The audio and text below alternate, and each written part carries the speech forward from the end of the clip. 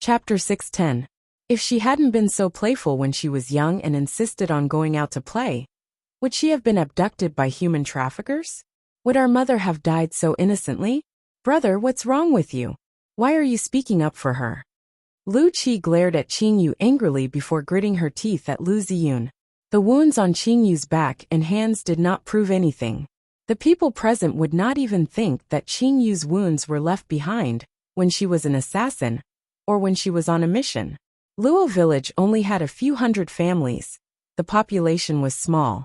It was rare for Luo village's people to make a trip to Xian City, especially at the end of the 90s when transportation was gradually being developed and public transportation was available.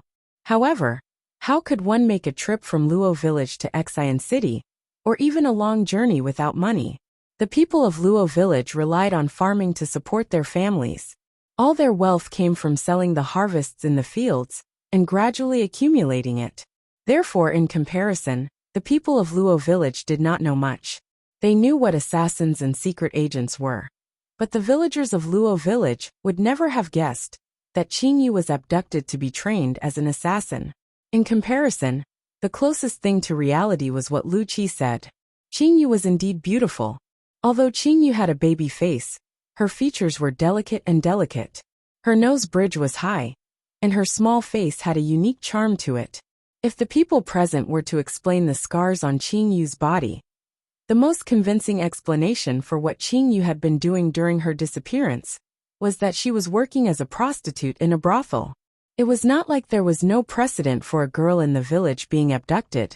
Moreover, Qingyu was beautiful and covered in wounds. Girls who were sold to brothels would be beaten if they were disobedient. Some would even be beaten until their flesh was torn apart. Some customers with strong tastes would not even see these girls as human beings. Qingyu was consistent with this.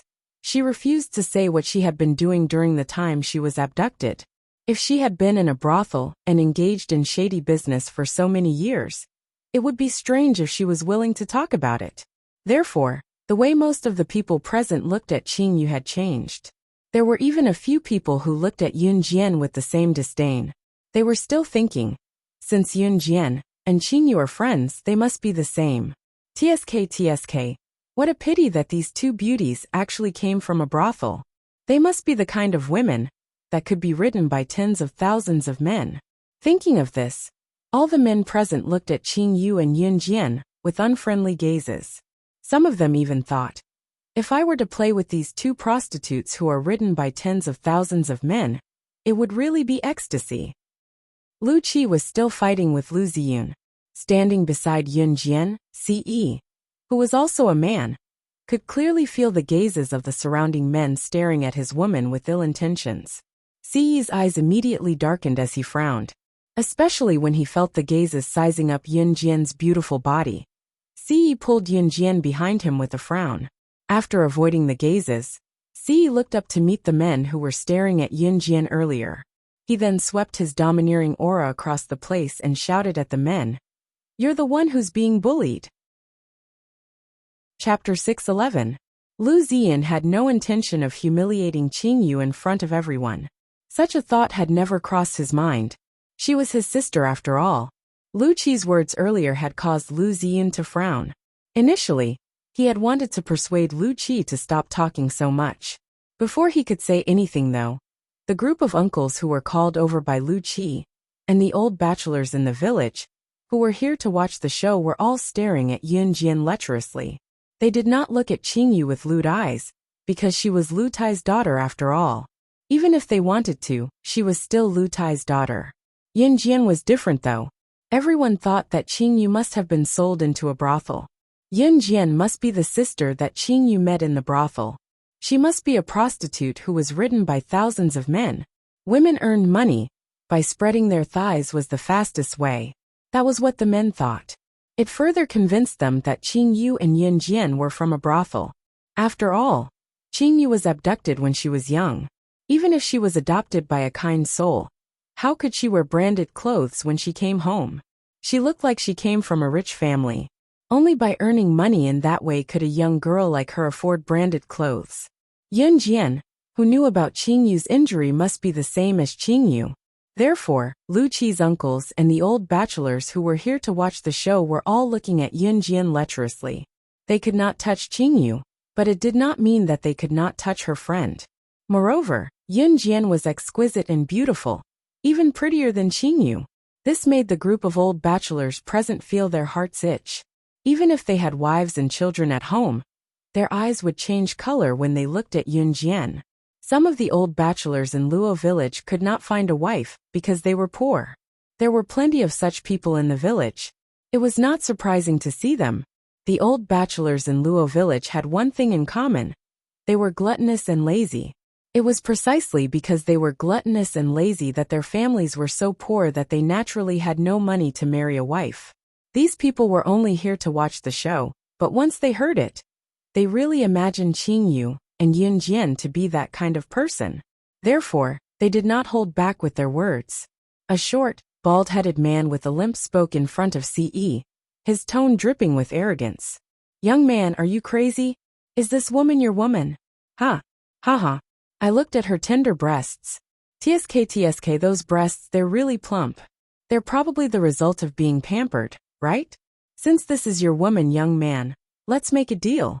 Since your woman is for sale, why don't you let me play with her? I'll give you money. This short old bachelor was only 1.55 meters tall, shorter than Yun Jian. He was considered short among men. Looking at Yun Jian, his heart had long been itching. Now that he said such words, it was even more disgusting. Even Lu Ziyun, who had just improved his attitude towards Qingyu, could not help frowning when he heard it. Ci's eyes darkened when he heard the short old bachelor's words. His murderous intent rose. He could not even bear to touch his own woman. Was this old man seeking death? Fine, he would fulfill his wish. Ce pulled out his pistol from his belt. The silver pistol was suddenly taken out and pointed at the short old bachelor. Ce's lips curled into a murderous smirk. "You can die now." Chapter 6:12. It was Lu Ziyun's quarrel with Qingyu, but because of Lu Qi's words, the group of old bachelors misunderstood. Lu Ziyun stopped his quarrel with Lu Qi and panicked. He had a feeling that something was going to happen. Qingyu was already standing beside Lu Tai. No matter what others thought of her, she did not care as long as her father believed in her. However, she did not expect that this was not the end of it. This group of old bachelors who came to watch the show would mock Yun Jian. Qingyu was aware of Ce's protectiveness. Qingyu knew that Ce cared about Yun Jian beyond that. In Qingyu's opinion, Ce was the kind of person who would risk his life for Yun Jian. How dare this old bachelor talk about Yun Jian and insult Yun Jian in such a tone? Qingyu wanted to kill him too, let alone Ce. It was just that Ce was more direct. Ce was the leader of an Hun group. He had always done things in a straightforward manner and never held back. Of course, he knew where they were, but he also knew that these people from Luo village were unreasonable. If he did not show his true abilities, these people from Luo village would not be afraid of causing trouble. However, no one present expected Ce, who had been silent earlier, to suddenly pull out a gun when Yun Jian was being verbally insulted. That was a real gun. What was more terrifying was that he actually dared to shoot. Ah, it's a gun. Lu Qi, who had been confident earlier, was completely shocked when she saw Ce pull out a gun. Everyone at the scene was completely dumbfounded. The short old bachelor who had slandered Yun Jian was so shocked that he stood rooted to the ground, unable to move. With a loud bang, Ce had already fired. However, just as Ce fired, Yun Jian suddenly reached out to block it and gently shifted Ce's aim. Ce was not guarded against Yun Jian at all. His love for her was true. Even if Yun Jian were to kill him now, he would not hate her. If it had been in the beginning, when Ce had no feelings for Yun Jian, he would not have done this. However, even if Yun Jian wanted to kill him now, he would not stop her. Because he would do whatever she wanted, as long as it was what she wanted. As a result, the shot missed the short old bachelor and hit a pile of sand and stones in the distance that was going to be used to build a house. The old bachelor, who had just narrowly escaped death, was drenched in cold sweat. Why is there a gun here? Isn't it forbidden to carry guns now? The other old bachelor standing beside the short old bachelor was so scared that he shouted out loud. The short old man had also touched a gun when he was young. In the early years, before the country banned the use of handguns, many people had guns in their hands. Most of the men present had more or less touched guns when they were young. Therefore, it was not strange for them to have guns. When the short old man saw that Yun Jian had pushed the bullet away for him, he did not realize that he had just escaped death. Instead, he became even more complacent. He touched his bald head and thought that Yun Jian had been attracted by his good looks. He looked at Yun Jian and said in front of Ce, "Yo, little girl, you have good taste. How about it? Do you want to have sex with me? I'm definitely stronger than any man you've slept with before." As soon as he said this, Ce pointed the gun in his hand at the short old man's forehead. However, Yun Jian covered Ce's slender hand. Everyone present was terrified. They thought that Yun Jian was afraid that something would happen. Chapter 6:13. Just as Yun Jian finished speaking, Ce suddenly put an arm around her and stopped her from moving. Xiao Yunju was standing beside Ce. When Ce was about to pull the trigger, he reached out with his slender fingers and covered Xiao Yunju's eyes. At this moment, Ce was holding Yun Jian with one arm and not covering Xiao Yunju's eyes with the other. Xiao Yunju was very obedient, but he was still confused. Sister, what do you mean by living a life worse than death? Our teacher said that being alive means being alive, but why should we die if we're alive? Isn't that a contradiction?" Xiao Yunju cracked his little fingers and couldn't think of an answer after pondering for a long time. Hence, he asked this question. The tense atmosphere just now was soothed by Yunju's light-hearted question. Especially when Yun Jian said that she wanted the short old bachelor to live a life worse than death. Her tone and ruthless tone when she spoke just now. When everyone heard this, the short old bachelor's miserable state surfaced in their minds. "Look after Xiaozhu. You don't have to do anything today." Ce held Yun Jian's waist with one arm and looked straight at the short old bachelor with his deep hawk-like, domineering eyes as he spoke to Yun Jian. These words warmed Yun Jian's heart. "Okay," Yun Jian replied softly. When Ce said this, his tone was neither cold nor warm, and there was no expression on his face. But because of this, everyone present felt that his indifferent handsome face, coupled with his slender fingers holding the gun in his hand, gave him an indescribable domineering aura. His domineering aura also gave off a chilling vibe. "Brother, who is he? How can he have a gun?" Lu Qi stood beside Lu Ziyun.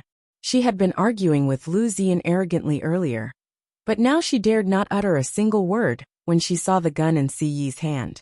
Lu Qi, shut up. All of a sudden, Lu Ziyun recalled that this whole incident had started because of Lu Qi's unreasonable words. Lu Ziyun was still a smart person, and he quickly reprimanded Lu Qi. "Brother, you're being mean to me again. You've never been this mean to me before." It's all because of her. Because she's back. All of you treat me badly and don't want me anymore." Lu Qi did not know that Lu Ziyun was doing this for her own good. She glared at Qingyu with hatred as she spoke to Lu Ziyun. At this moment, Yun Jian had already covered Xiao Yunju's eyes. Ce was already walking toward the short old bachelor. What are you trying to do?" The short old bachelor was suddenly intimidated by Ce's aura. He had thought that he would be fine earlier, but now he was shivering. In spite of this, the short old bachelor refused to lose face in front of so many people. He still held his head high. Although the short old bachelor raised his head, his 1.55 meters height was nothing compared to Ce, who was 1.85 meters tall. Just as the old bachelor could not help taking 3 steps back in fright, Ce suddenly straddled his long legs and grabbed the man's collar, lifting him up effortlessly before he spoke in a neutral tone. "What's wrong with you? Do you know the consequences of trying to lay a finger on my woman?" Ce's words sent a shiver down everyone's spine. What is it?" The short old bachelor looked rather comical as he was lifted up by Ce in the air. Ce suddenly flung the short old bachelor away. While he was in mid-air, he raised his gun and aimed at the short old bachelor's groin and fired a shot. Bang! Chapter 6:14. The shot landed squarely on the short old man's manhood. After being flung away by Ce, The short old man's manhood was hit with a loud bang by Si Yi's shot. After a second of silence, a howl that sounded like a pig being slaughtered echoed through the clouds. Ah! Mine! Mine! What followed was the short old man rolling on the ground with his hands covering his crotch. Everyone present was stunned by Si Yi's sudden action. Ah! Brother, he really shot! Wuxia was shocked by the sudden gory scene. She quickly covered her eyes, her hands still trembling violently. To Wuxia, this was no doubt the scariest thing she had ever seen in her life. She knew the short old man as well. He was the role model of the village's lazy gluttony. Wuxia still remembered that every time he passed by this short old bachelor's house, the way the short old bachelor looked at him was very disgusting. It was disgusting. But now that she saw a familiar face rolling on the ground with his hands covering his bloody crotch, his expression was one of unbearable agony. Wuxia was frightened to death, especially when she saw the bloody scene from afar. Although Wuxia grew up in a village, she had never seen blood. Both her parents treated her like the apple of their eye. Although their family's conditions were a little poor, Wutai would work himself to death and never let Wuxia suffer, even a little bit. Therefore, Wuxia's fright was not to be underestimated. Wuxian was frightened as well. He had never seen such a gory scene either. Chills ran down his spine, but he still caressed Wuxia's head, protecting her from the fear alone. This was a brother's love for his sister. At the same time, Wuxian turned to look at Qingyu and his old father with a pale face. Actually, ever since he saw Qingyu's wounds, even if Qingyu was really from a brothel, even if Qingyu was really unbearable, Wuxian had already decided to acknowledge Qingyu as his sister. He hated Qingyu because he thought she was enjoying herself and did not come home earlier, causing his mother's death. However, now that the misunderstanding had been cleared up, Wuxian was not a bad person. He planned to slowly forgive Qingyu. Wuxian turned to look at Qingyu because he was afraid that Qingyu would be afraid of witnessing such a gory scene. Unexpectedly, when Wuxian turned to look at Qingyu, what he saw was Qingyu's normal face that was not at all frightened by the horrifying scene in front of him. Why wasn't his sister afraid at all? Wuxian was doubtful. You actually dared to shoot. You're going to be caught. An old bachelor who saw what was happening pointed at Ce in fright, clutching his crotch as he exclaimed, "Caught!" Ce fiddled with the gun. His slender fingers hooked onto the gun firmly. His handsome face was illuminated by the winter sunset. Then he gently flicked his hair, revealing a beautiful yet arrogant smile. He said to the old bachelor, "I want to see which one of you has the guts to capture me." His tone was insolent and arrogant. However, he had the right to do so. Just as Ce finished his words, he put his gun away and left the short old bachelor rolling on the ground to fend for himself. Yunjian was standing not far away. He put his gun away as he walked and soon reached Yunjian, wrapping an arm around Yunjian's slim waist in front of everyone. "You, how dare you hurt people like this?" Everyone's opinion of Yunjian and the rest had changed completely. If Yunjian was really from a brothel, how could she be so insolent? In other words, it was impossible for Qingyu. Therefore, everyone was doubtful about the identities of Yunjian, Qingyu, and the others. Chapter 6:15. If she dared to kill someone, what else would she not dare to do? Yunjian's words caused panic among the crowd, especially the group of old bachelors who saw Yunjian as a woman for sale. They were now looking at Yunjian in disbelief, trembling in fear. Although Yunjian was not the one who fired the shot, the way Ce pampered Yunjian was enough to shock everyone present. The short old bachelor who had just lost his manhood had only spoken a few words about Yunjian, but Ce had already crippled his manhood. Under such oppressive circumstances, who would dare to make a sound? If this wasn't courting death, then what was? As for the short old bachelor who was rolling on the ground with his hands covering his crotch, no one wanted to bother with him. After all, this short old bachelor was not a good person. However, it would not be good if someone died. Therefore, some of the older and more experienced people went over to help the short old bachelor up and headed to the only old clinic in Luo village. Those who were there to watch the show dispersed. What a joke! Who would be willing to be like that short old bachelor and watch a show? only to end up losing his manhood. What else could it be if not the loss outweighed the gain? Therefore, the crowd dispersed after a short while. In the end, even Lu Qi's group of friends left the place. They were practically running away. Xiao Xian, who are these friends of yours? Lu Tai asked Qingyu as he glanced at Ce and Yunjian fearfully after everyone had left. Lu Tai was a farmer who had lived in Luo village his whole life, and had not seen much of the world. Therefore, he felt a sense of fear when he saw Yunjian and Ce. Dad? Qingyu wiped her lips and glanced at Yunyi, about to reply to Lu Tai when Lu Tai interrupted her. A voice that was louder than Qingyu's came through. Dad! Look at her. What kind of friends does she have? How could they beat someone up like that? We're done for. What if they come looking for us? We can't afford it with our family's condition. Lu Qi's exaggerated voice drowned out the words that Qingyu wanted to blurt out. We didn't hurt him anyway. So many people in our village saw it. If anything happens, it's their fault. As Lu Qi spoke, she pointed at Yunjian and Ce with her not-so-slender and rather plump fingers. It's all on me, Qingyu said bitterly, lowering her gaze after Lu Qi spoke. Xian. Lu Tai's pain was unbearable. He finally found his youngest daughter, who had suffered outside for so many years. But his other children were at odds with her. There was nothing more difficult to deal with than this. Dad, it's fine. Qingyu turned to smile at Lu Tai, her expression forced. Qingyu knew now that it was difficult, extremely difficult, for her to reconcile with her brother and sister. However, her father would not. Even if she had indirectly caused her mother's death, she was Lu Tai's biological daughter after all. Xian, I've let you suffer, Lu Tai said tearfully as he patted the back of Qingyu's hand with his aged hand. Lu Xian, there's no one around now. Tell us, what have you been doing all these years? Lu Zian asked Qingyu again, when he saw that there was no one around. His tone when he spoke to Qingyu was no longer as irascible as before. Qingyu's lips were pursed as she lowered her gaze before turning to Yunjian. Chapter 6:16. After all, Qingyu was a higher-up in kosher mercenaries. To be honest, her identity was an absolute secret. Kosher mercenaries was an international mercenary group, and as a higher-up in kosher mercenaries, Qingyu's identity had to be kept a secret. Of course, Qingyu wanted to be honest with Lu Tai, Lu Ziyun, and the rest purely because they were her family, her closest kin.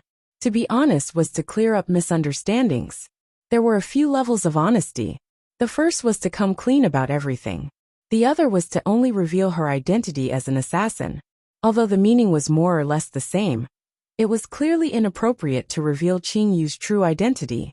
After all, Qingyu was a higher-up in kosher mercenaries, and kosher mercenaries had its own rules. The rules were set by Yunjian, and even Yunjian herself could not easily break them, let alone Qingyu. Yunjian was protective, but she would not relent when it came to her bottom line. Lu Ziyan was puzzled by Qingyu's turn to look at Yunjian. Lu Ziyan was no fool. Naturally, he could tell from the interaction between Qingyu and Yunjian that Yunjian and Qingyu must be related in some way. As for what they were related to each other, no one could say for sure. Unless Qingyu came clean. Xian, it's all right now. We're at home. Dad didn't have the ability to find you and let you suffer outside. Dad will take care of you from now on. Dad will never let anyone bully Xian. Dad! Lu Tai thought that Qingyu did not want to talk about the past. His aged face was bleak. He spoke continuously, but halfway through, tears welled up in his eyes. Lu Tai even wiped away his tears with his dry old hand. Seeing that Qingyu refused to tell him where she had been all these years, Lu Tai could confirm one thing. His Xian had indeed suffered a lot. Dad, it's not your fault. It's not Mom's either. If anything, it's my own fault for being playful when I was young. Qingyu stood beside Lu Tai, her heart aching as she patted his back lightly to comfort him. Say it. Yunjian suddenly spoke up just as Qingyu was about to keep her mouth shut. Qingyu's hand that was soothing Lu Tai's emotions paused abruptly, as she turned to look at Yunjian in surprise. Sister Jian, it's better to make certain things clear, Yunjian said to Qingyu with a smile.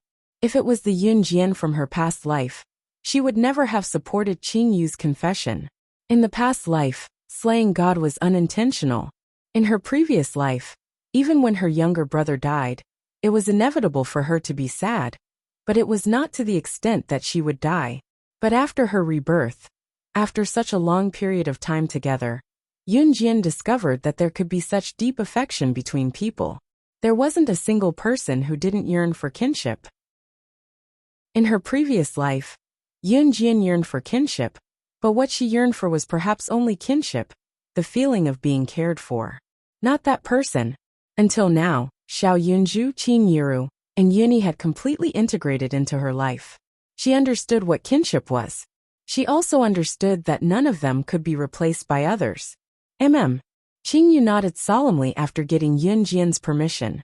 Seeing that Qin Yu was going to come clean, even Yun Yi could not help pricking up her ears. Lu Ziyan was even more focused.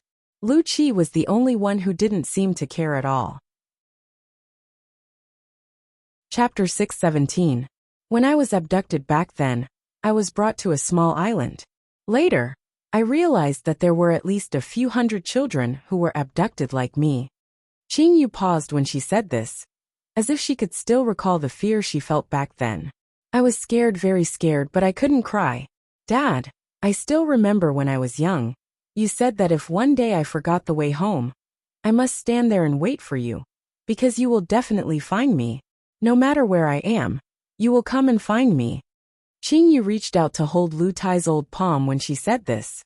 Before Qin Yu was abducted, Lu Tai loved his youngest daughter dearly.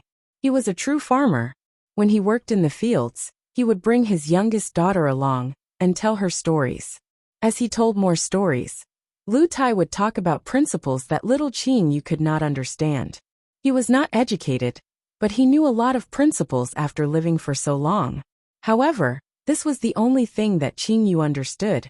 Perhaps many parents would remind their children to be safe, but to Qin Yu, what her father told her was the truth that she would remember for the rest of her life.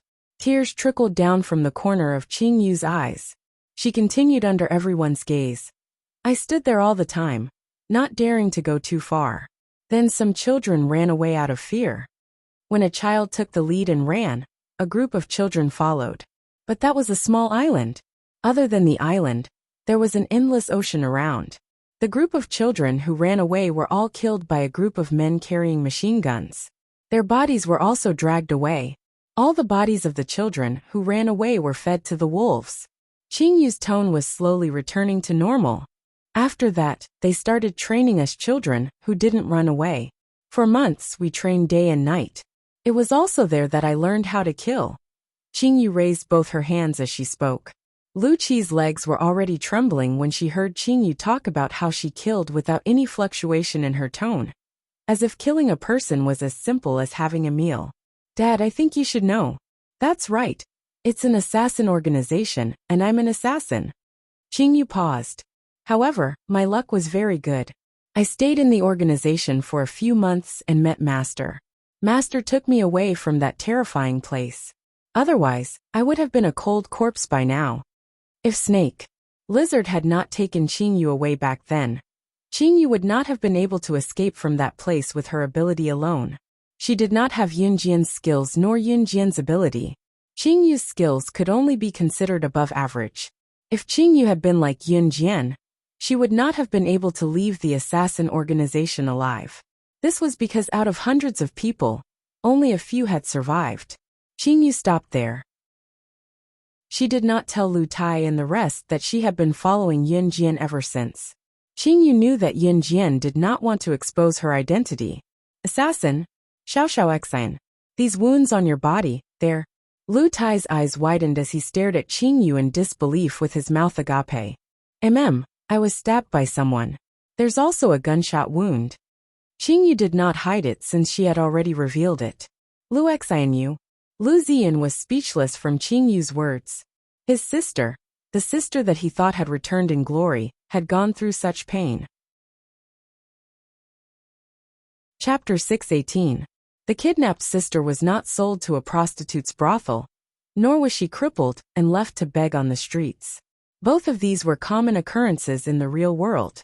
There were even quite a number of children from Luo village who were abducted. By the time their parents found their children, they were already crippled.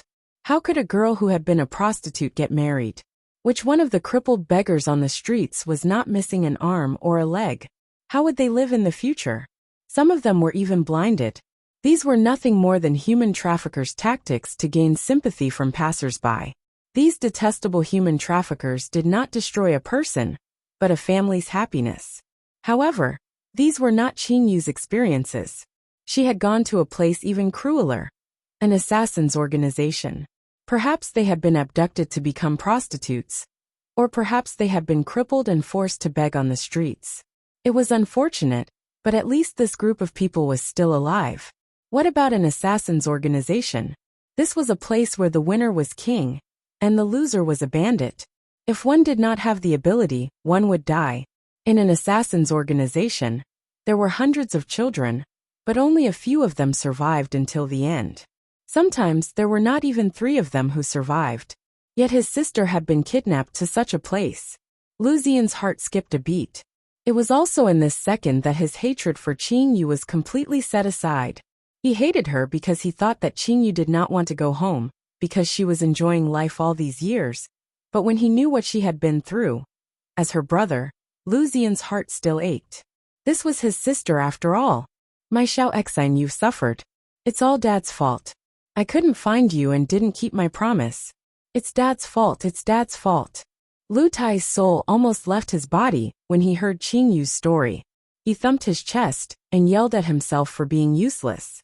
He really did not expect his younger daughter to be kidnapped and sent to an assassin's organization. Those who entered a place like that would die without a doubt. Dad, didn't I come back alive? Dad, don't blame yourself. If it weren't for you telling me to wait for you at the same spot when we got separated, I would have been running around with those kids. Qingyu quickly grabbed Lu Tai's hand and comforted him. If Qingyu had run around like the other children, she would have died on the spot. As expected, Lu Tai's emotions calmed down at once when Qingyu said that. Yun Jian scanned everyone's expression and realized that Lu Xian had completely cleared up his misunderstanding of Qingyu. As for Lu Qi, she was Qingyu's elder sister. At this moment, Lu Qi's heart was filled with complicated emotions. Lu Qi had always thought that Qingyu's return was to snatch her father and brother's love away from her, but she still felt a twinge of pain when she knew what her sister had gone through. To Lu Qi, her younger sister Qingyu had snatched away all her childhood love. When her younger sister was abducted, Lu Qi was indeed vaguely happy because her love for her had returned. However, there was also a sense of emptiness in her heart, as if something was missing. Lu Qi had always had a sharp tongue. No matter how hurtful her words were, no one would dare to claim second place if she claimed to be the best. So Dad, we must live together as a family from now on. Qingyu flashed a bitter smile. Lu Tai nodded, heavily touched. Chapter 619. Yun Yi's voice rang out, startling everyone present. They then recalled how Yun Yi had claimed that Qingyu was his woman in front of everyone to protect Qingyu. Was he not joking earlier? To be honest, Lu Tai really thought that Yun Yi was joking earlier. After all, to Lu Tai, a young man like Yun Yi was quite outstanding. Yun Yi was handsome and seemed like a nice person. One look, and one would know that he was a reliable person. Of course, Lu Tai would not associate his youngest daughter with Yun Yi. Based on the situation earlier, Lu Tai would have thought that Yun Yi had claimed that Qingyu was his woman, because they were friends, and that Yun Yi was only trying to support Qingyu. However, just as he was enjoying himself with his youngest daughter, and everyone's mood was getting better, Yun Yi suddenly spoke. Did he really have something going on with his youngest daughter? After all, he did not watch Qingyu grow up. With a frown, Lu Tai began studying Yun Yi carefully. Xiao Exane. He is. Lu Tai pointed at Yun Yi, who was standing not far away from Yun Jian, and asked Qingyu. Dad, he's my friend's brother. Qingyu knew that Lu Tai did not care about her past at all. She held his hand affectionately with a smile, and told him. Yun Jian was the friend Qingyu mentioned. Even if they were blind, they could tell that Yun Jian was her friend. In spite of it, Qingyu's words made Yun Yi choke. What did she say? Did she just say that he was her friend's brother? That was all. Friend's brother? We've slept together, and you're saying that I'm your friend's brother? Once Yuni heard her, he went to Qing Yu and grabbed her slender wrist without exerting much force. He could not bear to hurt Qing Yu if he used too much force. Uffed. When Yun Jian heard her brother's words, she couldn't help but laugh on the spot. Following Yun Jian's smile, the atmosphere was lifted from the tense atmosphere just now. What are you talking about? Qing Yu's eyes bulged, refusing to admit it. However, when she heard Yun Yi's words, warmth flowed through Qing Yu's heart. Say what? Do I need to repeat myself? We are already sleeping in the same bed. What do you think is our relationship? Yun Yi also directly threw away the burden of being a gentleman and became a robber for once. His purpose of coming here was obvious as well to Wu Qingyu. Qingyu could not retort. She pouted and turned to Lu Tai. Dad, look at how he's bullying me. Lu Tai was speechless. Qingyu turned to Yun Jian and said coquettishly, Sister Jian, your brother is bullying me. You have to help me. Caressing Xiao Yunju's head, Yun Jian looked away but said, I didn't see anything. Qingyu was speechless. Brat, how dare you bully Lu, my younger sister? Lu Zian suddenly went up and grabbed Yun Yi's collar, asking like a ruffian. Qingyu's eyes glinted in shock when he suddenly called her his younger sister. I'll take responsibility. Yun Yi, who was grabbed by the collar, did not fight back as he said seriously. Just as the mood of the group turned for the better, a group of menacing people walked over with hoes in their hands, looking menacing. It's them. They're the ones who ruined Laosan's manhood. Chapter 620. The short old bachelor who had just been shot by CE was surnamed Wang. Everyone in the village called him Bachelor Wang. Bachelor Wang was not the first old man in Luo village to be a bachelor. There were more bachelor men in Luo village than men who were able to get married and have children. What was the reason for this? There was actually a reason. Luo village had been a poor and destitute village since ancient times. Since ancient times, this place was especially prone to drought. The farmers could not afford to grow crops, and the rain was scarce. There was little rain in all 4 seasons. And Luo village's ancestors had passed down a preference for boys over girls. In the eyes of most families in Luo village, there was an absolute difference between giving birth to a boy and a girl. Giving birth to a boy was for their retirement. Giving birth to a girl, a married daughter, was like spilled water. Therefore, everyone said that a daughter was a waste of money. And Luo village was such a feudal place. Over time, Luo village developed a habit. Every family had to give birth to a son before they were willing to give up. This also led to an indirect problem. In Luo village, there were too few girls compared to boys. As a result, there was only 1 girl among 3 or 4 boys. Luo village was poor to begin with. It was basically impossible to get a wife from outside, and the ratio of men to women in Luo village had been unbalanced for a long time. Until now, there were not many girls in Luo village at all. Even the girls in Luo village would marry outside. So what would these boys do when they grew up? In the end, they would be like Bachelor Wang and be single for the rest of their lives. The group of old women in the village who favored boys over girls would gather together. Some would even chatter and scold Luo village for being so outstanding. But the women outside were not willing to marry into Luo village. But they had completely forgotten. Luo village favored boys over girls. How could the daughter-in-law who married and have a good life? When this group of old women favored boys over girls, they also neglected an essential question. Were you a man or a woman? And when the feudal tradition was passed down from generation to generation, this group of stupid people did not realize this at all. This directly led to the current situation. Luo village was full of bachelors. There was a large group of people like Bachelor Wang, who could not even touch a finger of a woman in their lifetime. And when these people gathered together, they began to call each other brothers. The dozen or so people who rushed in with hoes were all old bachelors in the village, and they were all Bachelor Wang's brothers. This group of people even arranged their own ranks, calling themselves boss, second boss, and third boss. They even gave their own group a nickname, Bachelor's Alliance. This group of people also liked to talk about loyalty. Previously, a group of people in the village carried Wang Xingluan out, and it was in the hands of this group of people, who called Wang Xingluan brothers. As a matter of fact, this group of people immediately came here, with hoes to cause trouble. This group of old bachelors were all people who did not have a family, so they had nothing to worry about. In Luo village, they were also the kind of people who dared to do anything. A group of people walked into Lu Tai's courtyard in a grandiose manner. Standing at the front was an old man with a height of 1.8 meters. People called him Brother Hu, and it was said that he mingled in the streets of Xian City. Brother Hu was the boss of this group of people, but he was not alone. The reason why Brother Hu was so arrogant was because he was a member of Xian City's black market gang. Moreover, he was in existence with some status. Chapter 621. Lu Ziyan was also part of Xian City's underworld. After his mother, Qingyu's birth mother, passed away in search of Qingyu, Lu Ziyan dropped out of school right away. Since then, Lu Ziyan had fallen from grace. There was nothing Lu Tai could do about it.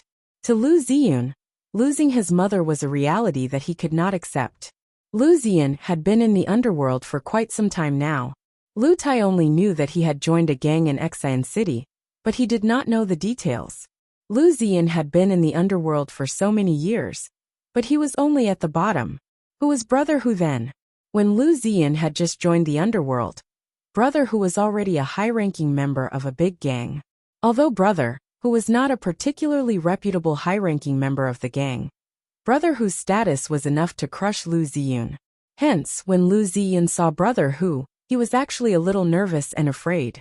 Naturally, Big Brother Tiger did not recognize a small fry like Lu Ziyun, but when Big Brother Tiger led his men into the courtyard of Lu Tai's house, he suddenly heard someone call out his name in a trembling voice.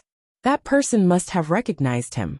Big Brother Tiger immediately became even more arrogant. Who would have thought that there would be someone who recognized him? Ha! Brother Hu's high-pitched voice dragged out, as he led his men into the courtyard. He then walked around with the hoe in his hand. Suddenly, Brother Hu's gaze paused when he saw Yun Jian and Qingyu. Oh my, these two youngsters are quite pretty. Brother Hu was a high-ranking member of a big gang in Xian City. He had played with countless women, but when he saw Yun Jian and Qingyu, he felt like his world had changed. Yo yo yo yo! Brother Hu whistled and sized up Yun Jian and Qingyu with a roguish gaze, before he tapped the ground with the hoe in his hand. You guys touched my third brother just now. Do you have a death wish? Brother Hu suddenly shouted. His arrogant voice sent chills down the spines of most of the people present. Lu Tai was just a villager. He had been honest and dutiful all his life, and had never encountered something like this. He was afraid, but he pulled Qingyu's hand in an attempt to shield her behind him. Your third brother? Ce lazily leaned against a corner of the wall. His eagle-like eyes had already turned to look at Brother Hu. His lazy tone carried an aura that couldn't be ignored. Motherf ***, it's that guy who you crippled.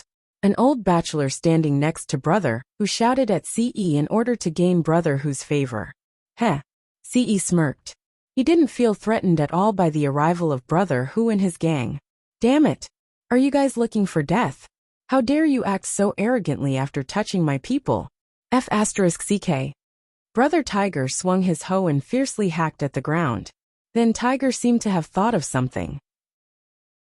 He threw the hoe on the ground, and carefully took out a real weapon from his pocket.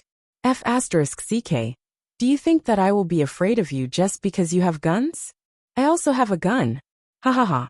I'm not afraid of you. Brother Hu knew that Bachelor Wang was crippled, because he was shot in the groin. So he had prepared this weapon.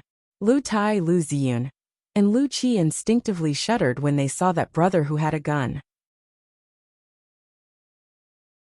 Chapter 622. Brother Hu's heart skipped a beat when he saw Yun Jian suddenly taking out a butterfly knife and twirling it around. F***ck.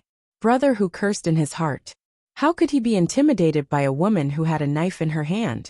This was illogical. Looking at Yun Jian's exquisite face and the exquisite body wrapped in winter clothing, Brother Hu felt an itch in his heart. Do you know who I am?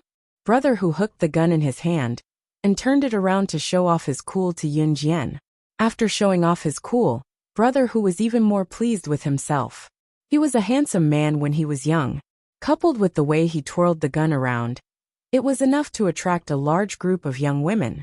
Looking at Brother Hu's cool act in front of her, coupled with his overly muscular body that was close to fat, Yun Jian kept the butterfly knife in her palm. She looked at Brother Hu and said word by word, "You're a pig. You're a pig." Yun Jian had said that Brother Hu looked like a pig. Now that she thought about it, the Brother Hu in front of her did resemble a pig. Although a pig was not tall, Brother Hu was 1.8 meters tall.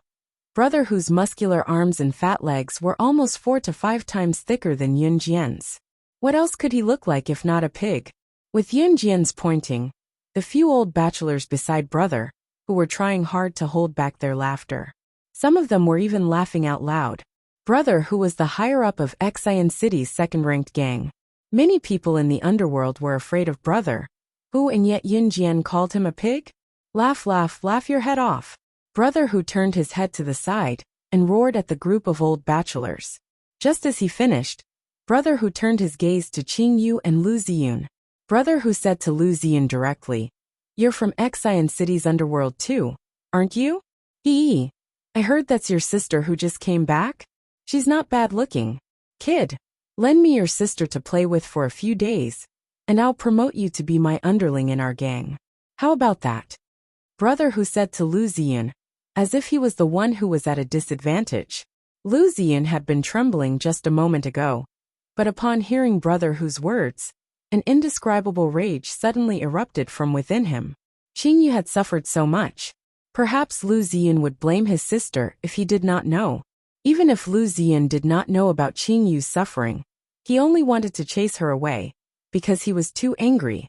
Lu Ziyun was a gangster, but he was a man with dignity. There was no way that he would do something like exchange his sister for his position. Pfft! Get! If you dare to touch my sister, I won't let you off even if I die. Lu Ziyun roared out. His weak and feeble demeanor had been completely reversed in an instant. Even Qing Yu was shocked. "Brother!" Qing Yu cried out, touched. F***ck. Brother Hu roared, looking back and forth between Qing Yu and Yun Jian. He was going to get rid of both of them today. "Are you done with your last words?" Just as Brother Hu was going crazy, Siyi's cold yet domineering voice came from the side. Siyi changed his stance when he heard him. He was no longer leaning against the wall but was walking over. "What last words? F***ck. Who do you think you are?" Brother Hu yelled when he realized what was going on. He was infuriated by Siyi's words. "Looks like you're done. You can die now." Siyi did not even look up. Then, he held the gun in his hand like a magic trick. I have a gun too." However, before Brother Hu could raise his gun, Siyi's long fingers had already pulled the trigger. Bang! Chapter 623. Before Brother Hu could raise his gun and finish his sentence, a bright bullet shot through Brother Hu's head at a speed that was indiscernible to the naked eye. One shot, one life. Everyone present was scared to death by Siyi's actions. Brother Hu's group of people were so frightened that they cried out on the spot. Each of them had a terrified and horrified expression on their faces. The group of people present were all from the countryside, and their education levels were similar. They had only graduated from elementary school. Therefore, when people here encountered problems, they had no awareness of the law. They only knew how to form gangs and bring their brothers to fight. It was also because of this that Brother Hu's group didn't go to the police when Wang Single got into trouble. Instead, they carried hoes and came to cause trouble for CE. The people in the countryside had a weak awareness of the law. When something happened, they would usually find someone to solve it themselves. Naturally, it was not uncommon for both sides to fight until their heads bled. However, for CE to kill someone as soon as he appeared, and the person he killed was a high-ranking member of a gang in Xian City, this kind of thing was simply unheard of. Although Brother Tiger's group of Bachelor Alliance brothers were also people who often fought, and they often fought until their heads bled, Brother Tiger didn't care. Therefore, no one would be surprised if there was a little blood. However, the death of one person was not a small matter. Most importantly, Brother Hu was a high-ranking member of the second-ranked gang in Xian City. If the gangs in Xian City were to blame them, none of them would have an easy time. For a moment, Brother Hu's group of brothers were all frightened out of their wits. Murder, murder! You killed someone. Someone pointed at Ce and said in an extremely terrified tone, "Do you know who you killed? That's a high-ranking member of the second-ranked gang in Xian City. You're finished." One of Brother Hu's brothers shouted at Ce and Yunjian in astonishment. "How dare you look at my woman like that? Do you still think you can live? Don't even think about leaving today." Ce's slender fingers lightly flicked the muzzle of his gun. He cast a sidelong glance at the group of people, as if he was looking at a group of dead people. Ce killed someone just because they looked at Yunjian that way? Coupled with the fact that Ce had crippled Wang Guoguang's family jewels. Lu Tai, Lu Ziyun, and Lu Qi were already scared out of their wits. But now, a sense of horror welled up in their hearts. Brother Tiger's group of brothers immediately realized this. From Ce's words, he was going to kill all of them? Brother Tiger's group of brothers panicked. He was even more terrified than Brother Tiger dying in front of him. "Ah, I don't want to die." The group of people howled. They no longer pretended to be manly as they turned around and ran away. Ce narrowed his eyes and raised his gun. He was the leader of the Hun organization and had never cared about human lives. The reason he did not kill before was for Xiao Jian's sake. However, the same thing could not happen more than 3 times. This group of people had repeatedly violated his bottom line. Based on his personality, he should have killed them all. "No, don't. Young man, you can't." Lu Tai was kind-hearted. Despite his fear, he ran up to Ce and blocked Ce from killing more people.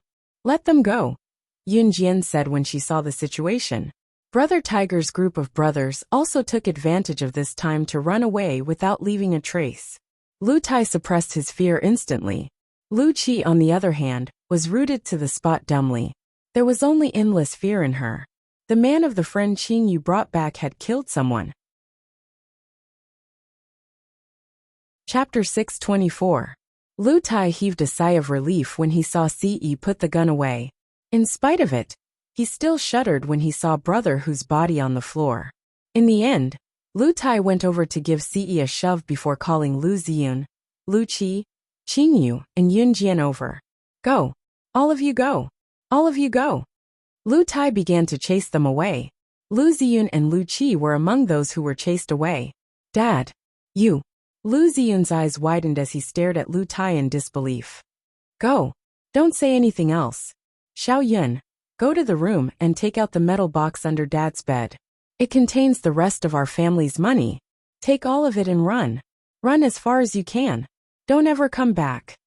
Lu Tai frowned and said with a pale face. "And Xiao Xian, my good child, you go too." Lu Tai urged with a smile that was uglier than a crying face. "Xiao Yun, promise me you'll take good care of your sister." Lu Tai turned to Lu Ziyun and said. Lu Tai's order made Lu Ziyun and Lu Qi's faces even paler. They also realized the seriousness of the matter. Lu Tai was just a farmer from Luo village, but Brother Hu was a high-ranking member of Xian City's second gang. Although Brother Hu was not killed by Lu Tai, he died in his own home. The second gang in Xian City was stirring up trouble. Not only did they collect protection fees from those who worked hard in Xian City, they also exploited the common people. Even if one of their brothers died, the second gang would implicate Lu Tai's family, let alone the death of a high-ranking member of Xian City's second gang. Lu Tai was an honest man. Although Ce was the one who killed him, Ce would have to go to jail if this matter was blown out of proportion. He might even be executed. Lu Tai could not bear to see such a good child's life ruined just like that. After all, this was caused by Brother Hu and his gang. Although Lu Tai believed that Ce was being impulsive, he did not want to leave this place. On the other hand, Lu Tai himself was reluctant to leave the place where he had spent his entire life with his late wife. But considering his children, he decided to bring Lu Ziyun and Lu Qi along as well. "Dad, we didn't kill them, so why should we run?" Lu Qi was from Xian City, so she had naturally heard of the power of the second gang in Xian City. However, she couldn't understand why they had to run away when they weren't the ones who killed this man. Lu Tai's actions were obvious. He wanted to take the blame for Ce. Ce's black eyes flashed twice. He was also somewhat surprised. This person actually wanted to take the blame for him? Little Chi, listen to me. Lu Tai made up his mind and shouted at Lu Chi. No, Dad. Lu Chi treated Lu Tai like a father and daughter. Perhaps Lu Chi was not friendly to Qingyu, but she did not have any other thoughts toward Lu Tai. Just as Lu Tai and the other two were panicking, Yun Jian turned to look at Lu Tai and said, "No one needs to run." Lu Tai was stunned. He glanced at Yun Jian in surprise. But this, Qingyu, take that out. Yun Jian turned to look at Qingyu and ordered, "Okay, Sister Jian." Qingyu nodded and took out an airtight container from her small bag while Lu Tai and his family watched in bewilderment. The airtight container was small, similar to those used for chemistry experiments, but it was airtight and the body fluid inside would not be poured out. After Qingyu took it out, she followed Yun Jian's instructions and went to Brother Hu's body under the family's shocked gazes. She opened the container and poured the fluid all over Brother Hu's body.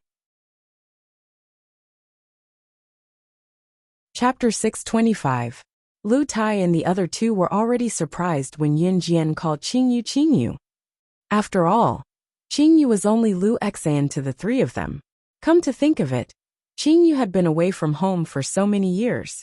According to her, she had even lived in an assassin organization. How could she have been using the name Lu Xian? Therefore, the three of them were relieved.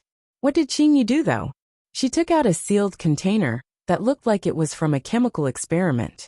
After opening it, she poured all the water in the sealed container onto Tiger's body. Here came the frightening part. Lu Tai had been a farmer his whole life. He had been a down-to-earth person, earning the fruits of his labor with his hard work. Lu Ziyun and Lu Qi, who lived in the countryside, did not have much exposure to such things. Brother Hu turned into a puddle of blood. This scene completely shocked the three of them. Corpse turned into a puddle of blood. The scene was even more shocking than Brother Hu being shot dead by Ce. If he had not seen it with his own eyes, Lu Qi would not have believed such an unrealistic thing. Lu Qi was already shrieking in shock. He covered his eyes and squatted down, trembling. Lu Tai was shocked as well. Lu Ziyun's mental fortitude was much better than Lu Qi and Lu Tai's. But when Lu Ziyun first saw this scene, the shock he received was no less than Lu Tai's. Little sister, you. Lu Ziyun's mouth was agape as he put on a look of disbelief. Qingyu put the lid back on after pouring the liquid from the sealed container and hid the item back into her bunny-patterned bag.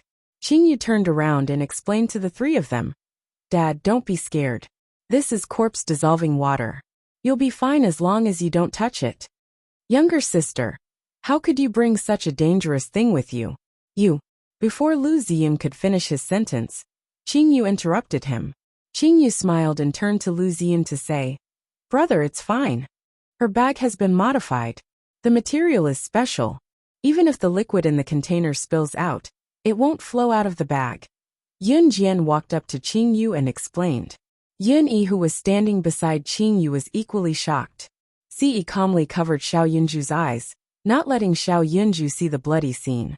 Of course, Ce himself maintained his composure without a flicker in his eyes. Heh. Qingyu turned to smile at Yun Jian. Her delicate baby face looked very gorgeous. As Lu Tai and the other two men panicked once more, Qingyu patted her bulging bag and teased Yun Jian mischievously. "Sister Jian, this dissolving water is very expensive. I couldn't bear to sell it even when someone offered $10 million. You have to reward me well."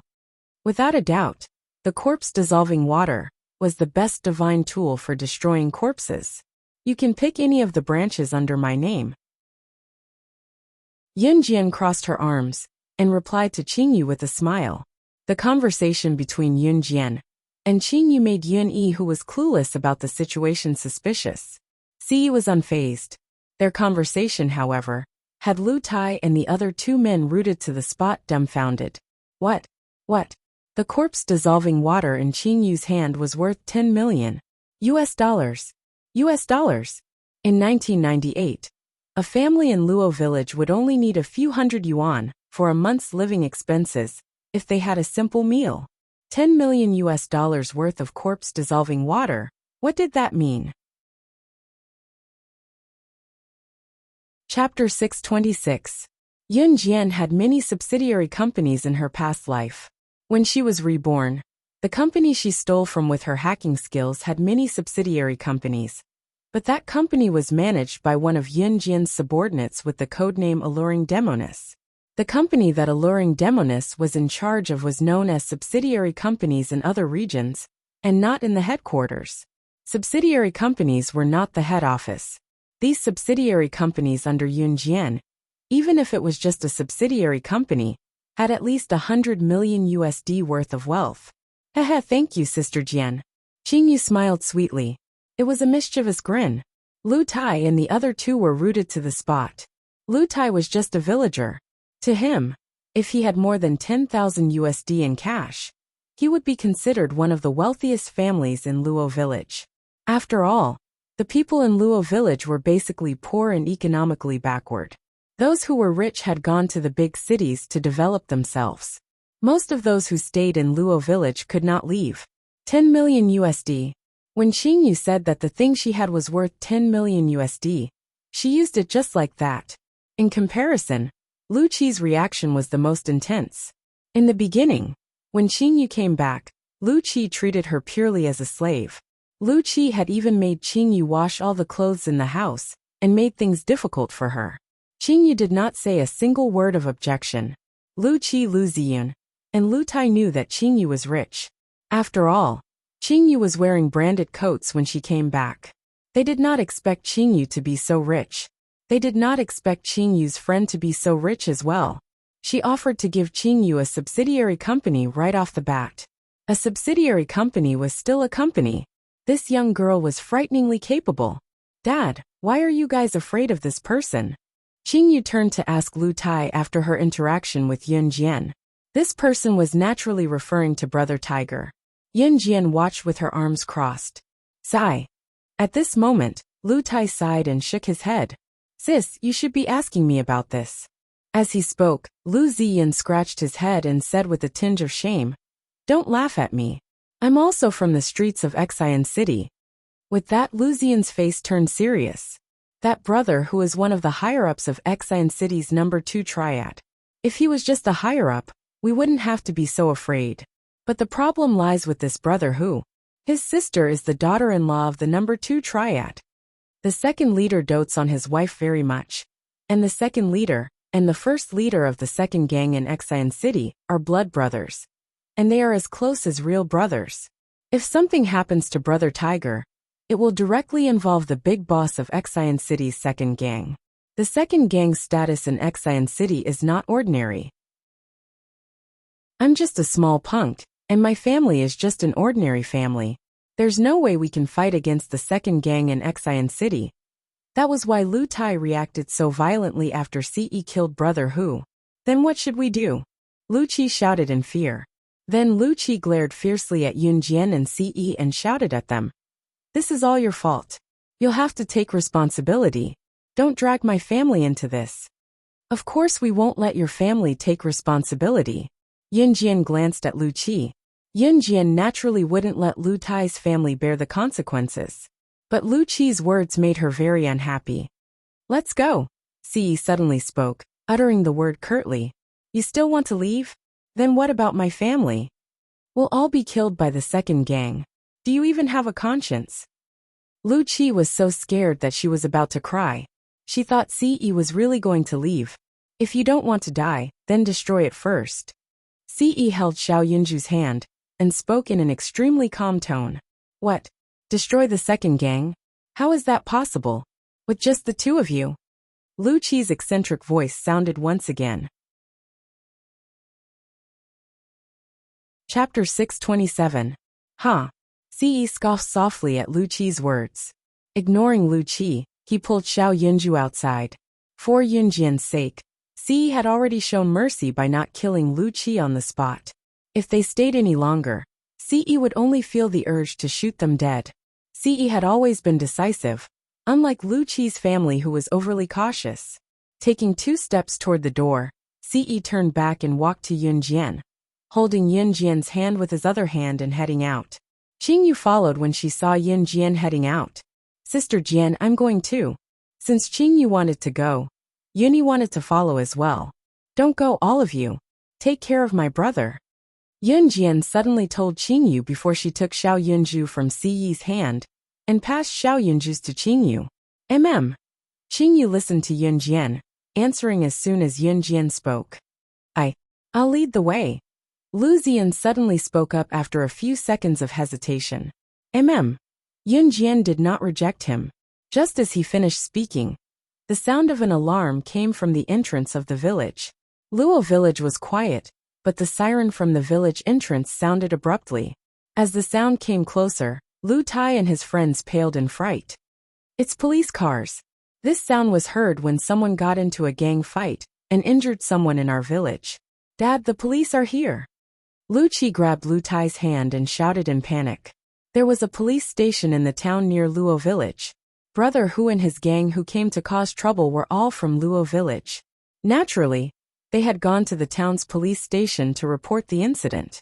Sure enough, not long after the siren sounded, 3 unique police cars drove in from the corner. Several police officers immediately got out of the 3 police cars and pointed their stun batons at Ce, Yun Jian, and the others.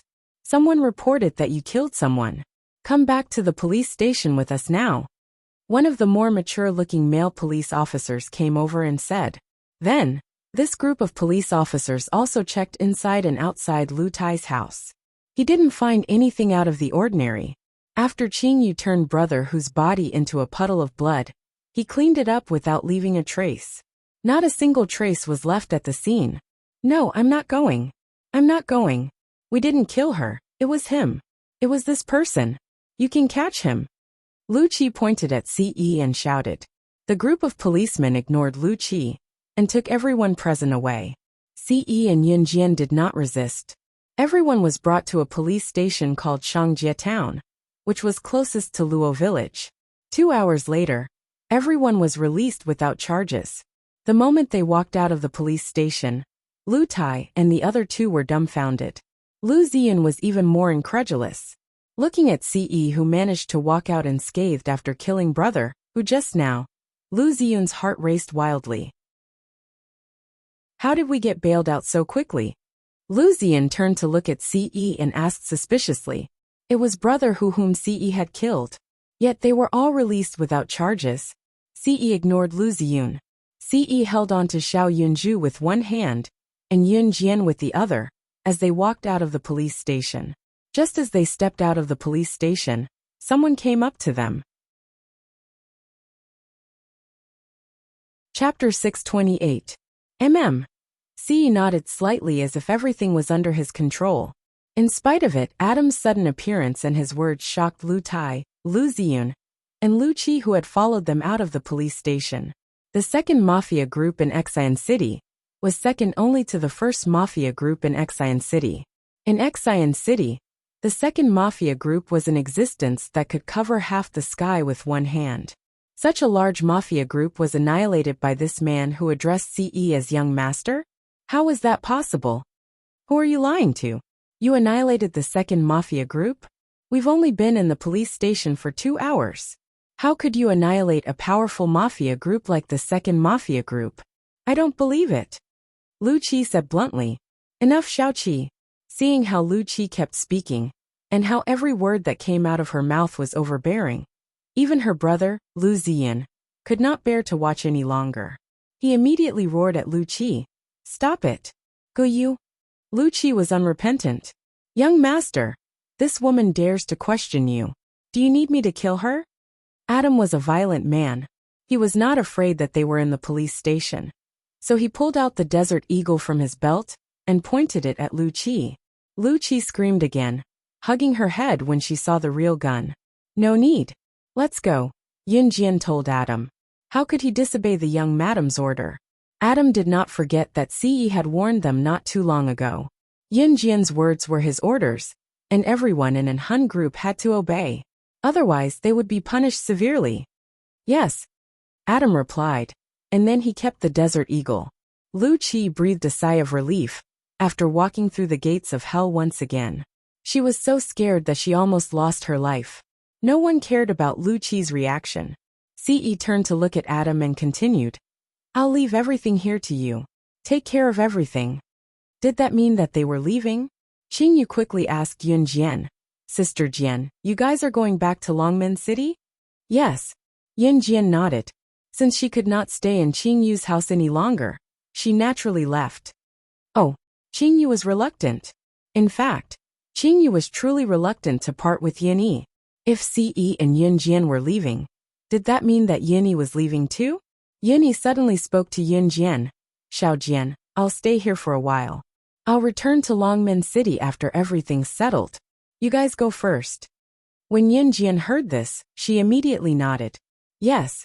Therefore, Yin Yi had a legitimate reason to stay. Adam also stayed behind to deal with the aftermath. Since Ce had killed Brother Hu, she should at least settle everything before leaving. On the other hand, Ce led Yun Jian and Xiao Yunju away. Before they left, Ce tossed the keys to her Lamborghini sports car to Adam for him to drive back.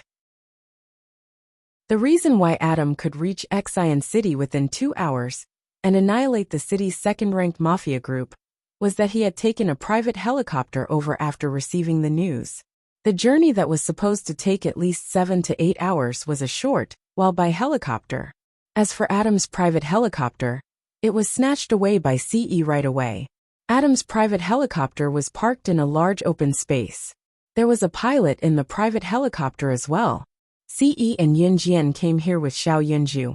Ce picked up Xiao Yunju, who was currently looking at the helicopter in amazement, swaying his head curiously.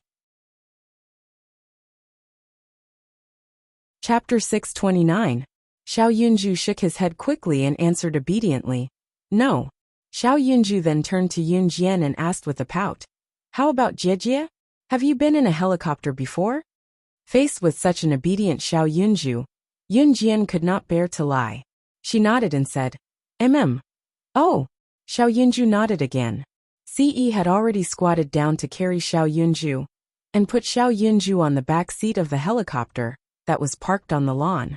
The helicopter was parked on the ground, not too far away from the ground. Ce turned to hold Yun Jian's hand and went to the back seat of the helicopter. After closing the side door, the pilot in front operated the helicopter to take off. "Oh, we're flying!" Xiao Yunju exclaimed happily by the window at the back seat of the helicopter. He even spread his arms in excitement. "Sit tight and don't move around." Yun Jian could not help calling out to him. Seeing how happy Xiao Yunju was, Yun Jian's heart warmed from the bottom of her heart as well. It was to the extent that Ce kept holding Yun Jian's hand. Even when he rubbed her soft hand with his large palm and took advantage of her, Yun Jian did not notice it at all. The helicopter reached Longmen City in just an hour. The helicopter had to land on a flat and spacious ground. It could not land anywhere. Therefore, the pilot who had been flying the helicopter without uttering a word found an empty spot to land. After Ce pulled Yun Jian and Xiao Yunju down, the pilot drove the helicopter away. Jiejie Ce Gij, Xiaozhu wants to fly a helicopter in the future too. Xiao Yunju's eyes shone as if he had found his lifelong goal. He was beside himself with excitement. Yun Jian rubbed Xiao Yunju's head with a warm smile. It was already 8 o'clock in the evening. Initially, they had planned to stay the night at Qingyu's house and return home the next day. However, with so many things happening and Lu Qi around, they could not stay at Lu Tai's house any longer. Therefore, Yun Jian and Ce brought Xiao Yunju back to Longmen City. When he got home, he saw Qin Yiru and Gejunjian sitting on the sofa in the living room, chatting happily. After a whole day of thinking, Qin Yiru came to a decision. Although she had not known Gejunjian for long, it was hard to meet a soulmate. This kind of relationship was also fate. Qin Yiru had listened to Zhang Meihua back then and married Yun Gang dutifully. Not only did she ruin her own life, she almost ruined Yi and Xiao Jian's lives as well. Gejunjian was an upright person. If she still considered him, wouldn't she be humiliating herself? Therefore, Qin Yiru agreed to Gejunjian swiftly. Both of them were watching TV on the sofa in the living room, thinking of coming up with an excuse and telling Yun Jian and Yun Yi, when they came back to seek their approval. Unexpectedly, once the door opened, Yunjian and Ce came back with Xiao Yunju. Qin Yuru and Gu Junjian were still stuck close to each other. Caught out of the blue, Qin Yuru jumped in fright and almost slipped on the floor.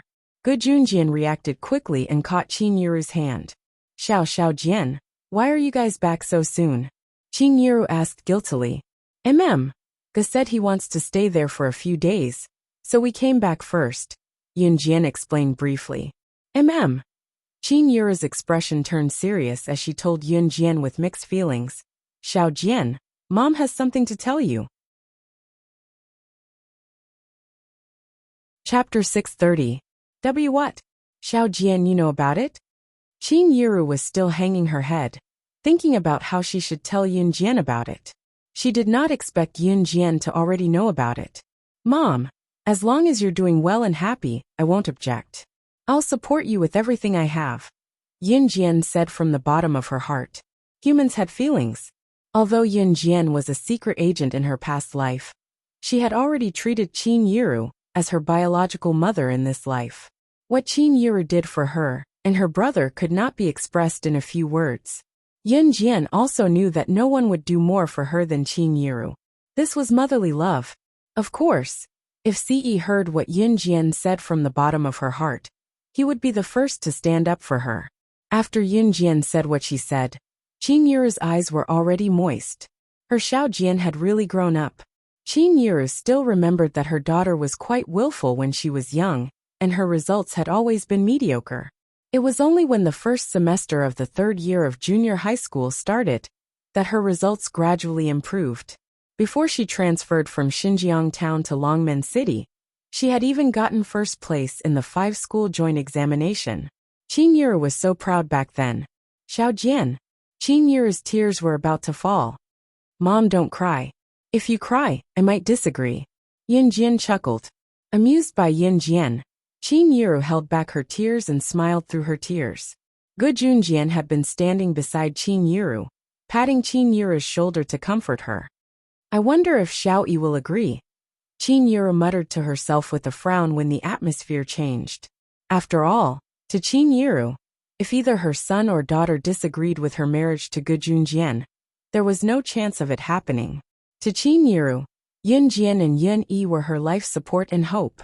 Mom, brother will definitely agree. I'm sure of it, Yunjian said with a smile.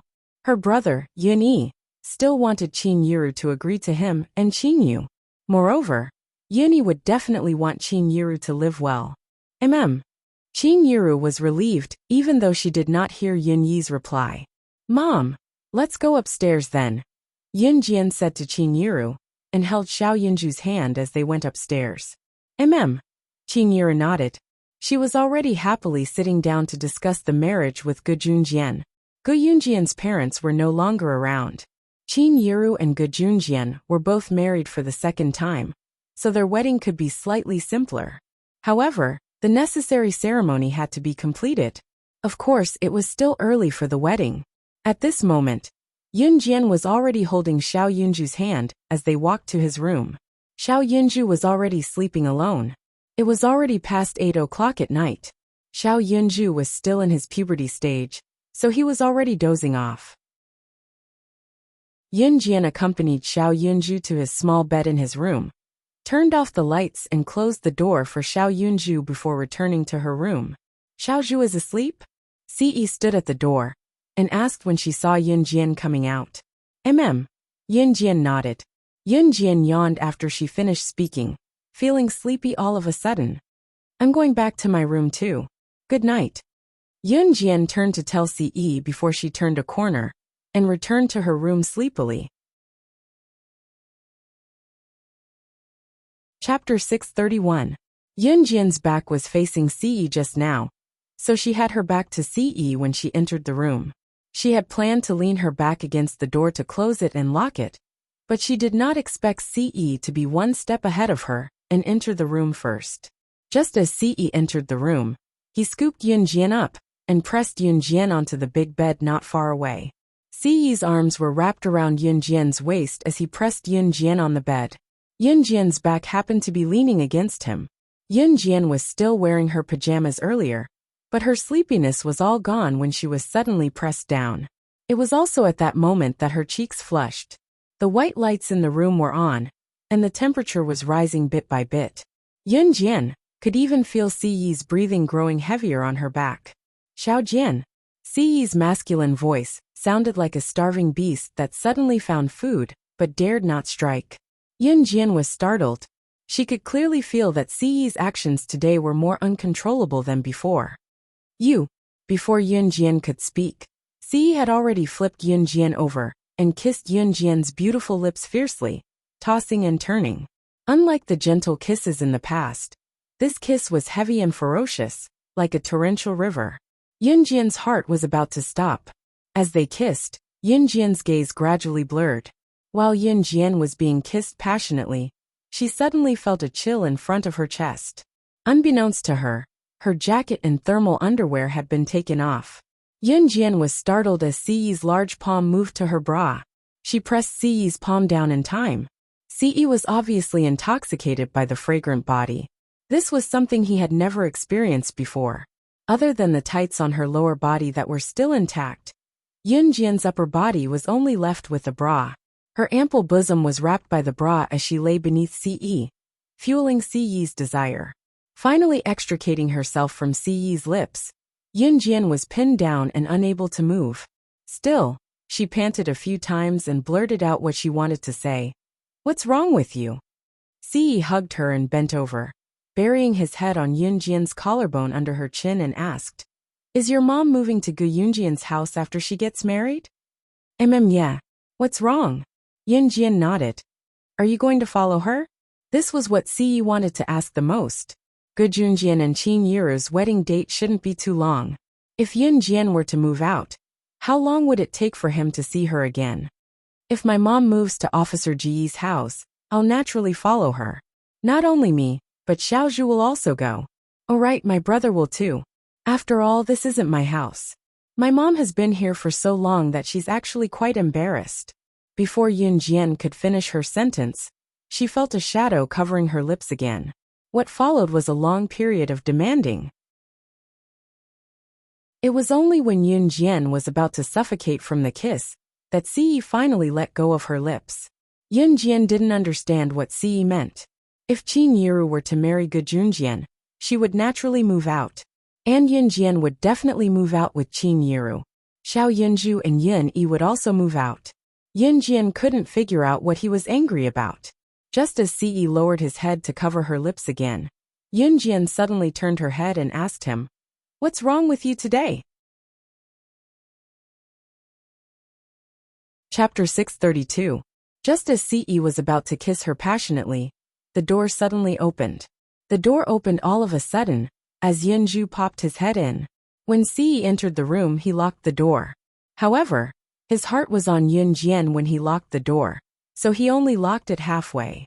The door wasn't locked properly.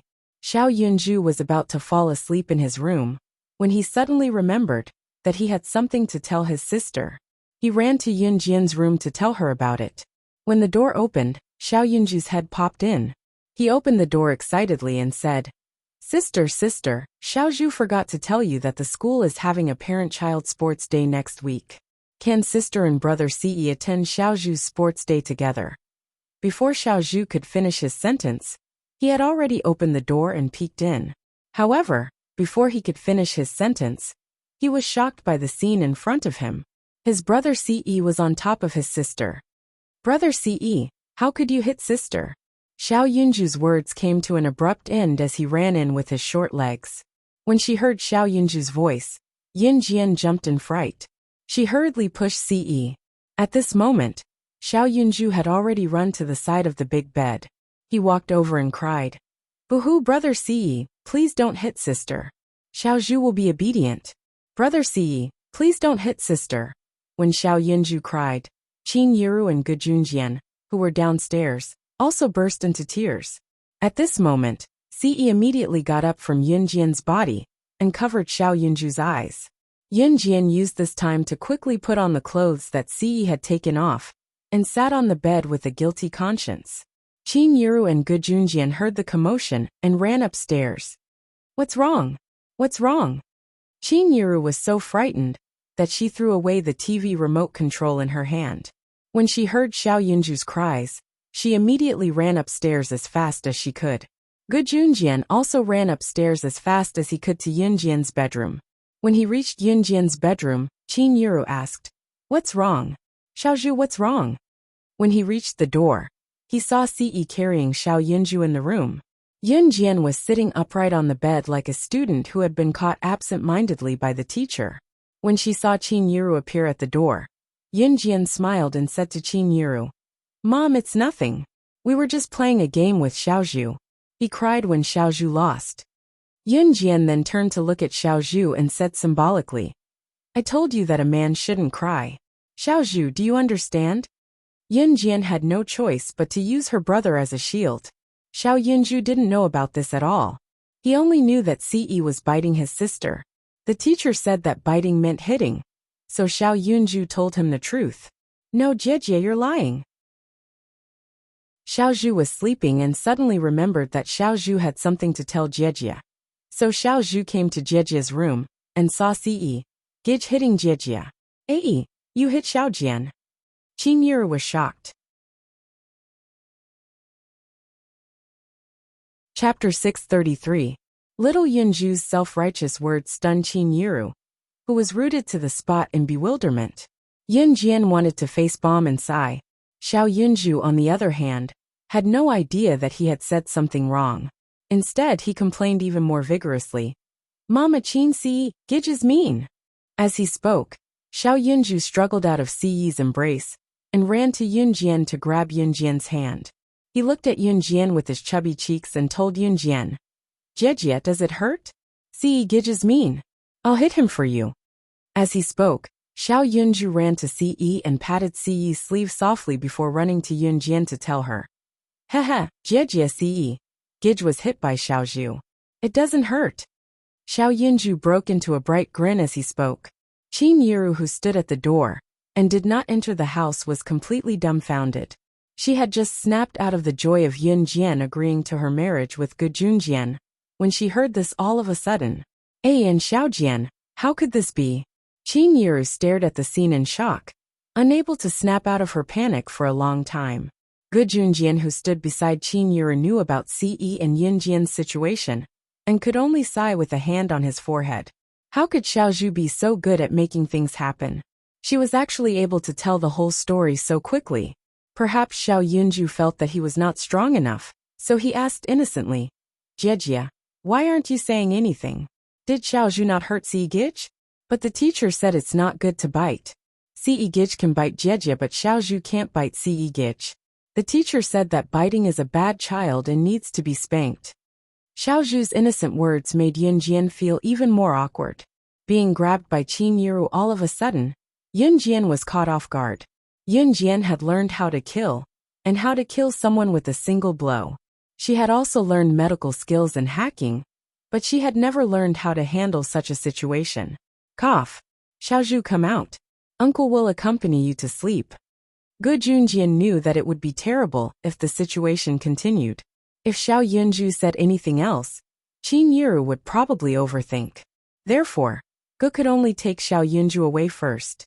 "Why? Uncle Gu, Xiaozhu won't leave. If Xiaozhu leaves, what will happen if Ce Gij bullies Jie?" Xiao Yunju pouted and frowned. His expression was uglier than anyone else's. It was as if Ce had really bullied Yunjian. "With your mother here, your Ce Gij won't bully your Jie." Gu Junjian was speechless. He looked at Xiao Yunju and waved at Xiao Yunju again. But Xiao Yunju turned his tender face to Yunjian. Seeing that Yunjian seemed fine, he nodded and walked over to Gu Junjian. "All right." When he walked over to Gu Junjian, Xiao Yunju couldn't help but turn to Qin Yuru and say, "Mother Qin, don't let Ce Gij bully Jie. Jie will be in pain. Xiaozhu will go to sleep first." With that, Xiao Yunju rubbed his eyes. At this moment, Xiao Yunju was carried by Gu Junjian. Chapter 634. Qin Yiru watched in a daze as Gu Junjian brought Xiao Yunju back to his room to sleep. It was only then that Qin Yiru shifted her gaze back to Yunjian and Ce. Looking at Ce and Yunjian, she opened her mouth and finally uttered, "Come out with me." Qin Yiru spoke in a serious tone when she said that. Her stern tone made Yunjian's eyelids twitch. She had never heard Qin Yiru speak to anyone in such a serious tone. After all, Qin Yiru had always presented herself as meek. It was not that Qin Yiru could only present herself as meek. It was just that Yunjian was not used to her being so stern all of a sudden. In spite of it, Yunjian followed her out as well. Ce's tall frame trailed behind Yunjian. He did not utter a word facing Qin Yiru. If it were not for Qin Yiru, Yunjian's mother, he would never have followed her so obediently. Who was he? Lung Pavilion's young master, the leader of an Hun group. No matter which identity he had, it was enough to shock the entire world. Today, however, he listened to Qin Yiru obediently and followed her downstairs. "Come over here, stand here." Qin Yiru frowned, a rare sense of unease evident on her face. Yunjian could not help gulping as well. Xiao Jian is my child. She's an obedient child. I've always thought that you're an upright child, but you've disappointed me so much. Qin Yiru looked at Ce as she spoke to Ce, looking uneasy. To Qin Yiru, her daughter and son were her life. She was even willing to exchange her own life for the lives of her daughter and son. Qin Yiru instantly understood what Xiao Yunju said just now as Ce had forced Yunjian, which was why she spoke to Ce so earnestly. "Auntie, Ce spoke, but before he could finish, he was interrupted by Qin Yiru.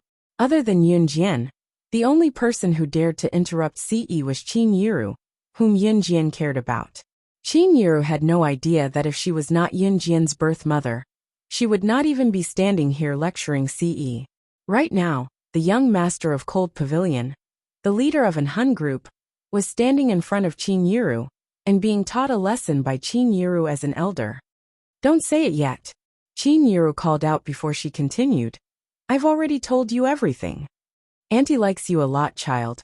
But how could you do this to Xiao Jian? What if you get Xiao Jian pregnant? What are we going to do? Xiao Jian is still a virgin." Qin Yiru's tears were about to fall as she spoke. She tugged at Yunjian's hand as the misunderstanding deepened. "Xiao Jian, let's go. We're leaving today. We can't stay in this house anymore. I'll take you away." Qin Yiru thought that Yunjian had been eaten by Ce. As she spoke, Qin Yiru was about to pull Yunjian upstairs. Qin Yiru was filled with regret. She had always thought that Ce was an obedient child. She did not expect him to do something like this. Her Xiao Jian. How could this happen? Qin Yiru felt deeply moved, like she was living under someone else's roof. She hated herself. She shouldn't have come here and sent her daughter into the wolf's mouth. Once she thought about how this was not the first time Ce had done something so overboard to Xiao Jian, Qin Yiru was so angry that she could barely breathe. Chapter 635. Qin Yiru thought that Xiao Jian was being forced and was not willing, so she had the urge to run away with her daughter when it came to Ce. "Mom!" Yunjian was shocked by Qin Yiru's emotional outburst as well. To Yunjian, Qin Yiru had always been an amiable person. She did not expect Qin Yiru to go this far for her. Just as Qin Yiru was about to drag Yunjian up to the second floor to pack her luggage and leave, she pulled Yunjian up the stairs before she could explain herself. Ce was currently standing on the flat ground on the first floor. With long strides, he reached the stairs in 2 steps and grabbed the railing of the stairs with his large, well-defined palm before stepping lightly on the ground with 1 foot. In the next second, he leaped to the 5th step of the stairs from the flat ground, blocking Qin Yiru, who was about to run up the stairs. "Auntie," Ce called out softly. Qin Yiru was obviously fuming, but she could not bring herself to throw a tantrum at Ce. After all, the child treated Xiao Yunju, Yunjian, and their family well. Moreover, after spending so many days together, humans were sentimental creatures. To Qin Yiru, she treated Ce as her own child. Qin Yiru also knew that Ce did not have a mother since he was young. It was said that he came from a wealthy family, Qin Yiru did not know much about it, but Qin Yiru heard from Dong Wan that Siyi's father had never treated him like his own child. Therefore, all this while, Qin Yiru truly treated Siyi as her own child and doted on him. Qin Yiru was indeed fuming just now, which was why she pulled Yun Jian away without waiting for Siyi to speak. Qin Yiru's anger had subsided quite a bit now. Although she planned to listen to Siyi, Qin Yiru still turned her head away. Auntie, I'm sincere to Xiao Jian. If there's any falsehood in what I'm saying now, you can kill me right now. Siyi's words were shocking. As he spoke, he even took out the silver pistol on his belt and passed it to Qin Yiru. When Siyi said that, his deep eyes shone with sincerity. Qin Yiru's expression softened slightly. It's not that I don't agree with you guys being together. You said that you're sincere to Xiao Jian, but what about Xiao Jian? How can you force her? Qin Yiru said with a frown. This was the real reason why Qin Yiru was angry. It was not that Qin Yiru disliked Siyi, nor was she against it. Qin Yiru had completely misunderstood. She thought that Siyi had forced Yun Jian to do a lot of things that she should not have done already. Qin Yiru thought that Siyi had already started to grope her daughter before she knew it. This was what infuriated Qin Yiru the most. As a mother, how could she feel good when she saw this? Of course, if Yun Jian was willing, Qin Yiru was a different story. Qin Yiru was not against puppy love. Forced. Siyi frowned. He had passed his gun to Qin Yiru without a trace. Qin Yiru, on the other hand, did not even notice why Siyi had a gun. Chapter 636. It was awkward to say it, but Yun Jian said it anyway. Yun Jian knew that if she did not say it, Qin Yiru's misunderstanding of Siyi would probably worsen. Qin Yiru froze on the spot when she heard what Yun Jian said, and looked at Yun Jian. Qin Yiru was completely dumbfounded after that. From the beginning, Qin Yiru thought that it was Siyi who forced Yun Jian to say those things. Now, however, she was told that her assumption was wrong. Did Xiao Jian do it willingly? What? Qin Yiru swallowed hard, and turned to look at Yun Jian in disbelief. Her gaze filled with realization and shock. Xiao Jian, what did you say? Willingly? Did she blame Siyi wrongly just now? Qin Yiru continued. Mom, I didn't tell you before. He didn't force me, so you misunderstood. Since she had said it, Yun Jian told her everything. This. Qin Yiru widened her eyes in shock after she heard what Yun Jian said. Her daughter had been with Siyi for so long right under her nose. I think I came out at the wrong time? While Qin Yiru was at a loss for words from her shock, Gu Yunjian's voice came from the staircase on the second floor. Qin Yiru was feeling awkward as well. After all, she had misunderstood Siyi. Gu Yunjian's appearance eased Qin Yiru's awkwardness a little. Is Xiaozhu asleep?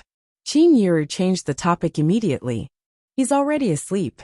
Xiaozhu's a good boy, Gu Junjian said and came down the stairs. Taking in the atmosphere, Gu Junjian asked with a faint smile, how's it going? If Gu Junjian were to ask his impression of Siyi, he had a good impression of Siyi. With Gu Yunjian's question, he brought the topic back to the original topic.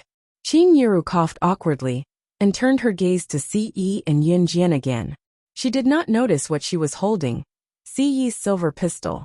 Gu Junjian was shocked when he saw the gun as well. He took the silver pistol from Qin Yiru's hand without a trace. Then Gu Junjian draped his arm over Qin Yiru's shoulder. Qin Yiru shifted her gaze to Siyi as well before looking at Yun Jian. She told Siyi, to be honest, I quite like you too. I won't stop you from being with Xiao Jian, but she's still young. So don't do certain things if you don't have to. Qin Yiru was ashamed of herself toward the end. Of course, it was fine as long as everyone understood what she meant. Siyi grabbed Yun Jian's hand and promised in front of Qin Yiru, I'll protect Xiao Jian with my life. She's my everything now and she'll be my future. Although Siyi did not make any earth-shattering vow in front of Qin Yiru, his words were heartwarming, like a quiet stream that flowed warmly, and gave people a comforting sense of trust. Forget it. We're getting old. Think about your matters yourselves. I won't interfere. Qin Yiru was not an old-fashioned person, so she let it go. Chapter 637. Qin Yiru had actually gotten married and pregnant at an early age. Qin Yiru had dropped out of high school and disregarded Dong Ruan's advice, following Zhang Meihua's arrangement to marry Yun Gang. Qin Yiru regretted it a little after they got married, but she had always chosen to believe in Yun Gang, believing that he would treat her well. What she did not expect was that Yun Gang loved to gamble. Not only did he frequently go to the casino to gamble, he even stole money from home and became worse each time. It broke Qin Yiru's heart, but it did not directly cause the marriage to fail. What really caused the marriage to end was that Yun Gang cheated on her. Qin Yiru could not believe it at first. She actually trusted Yun Gang, but she did not expect Yun Gang to really have a mistress behind her back. It was only when the mistress came to her that Qin Yiru realized her mistake.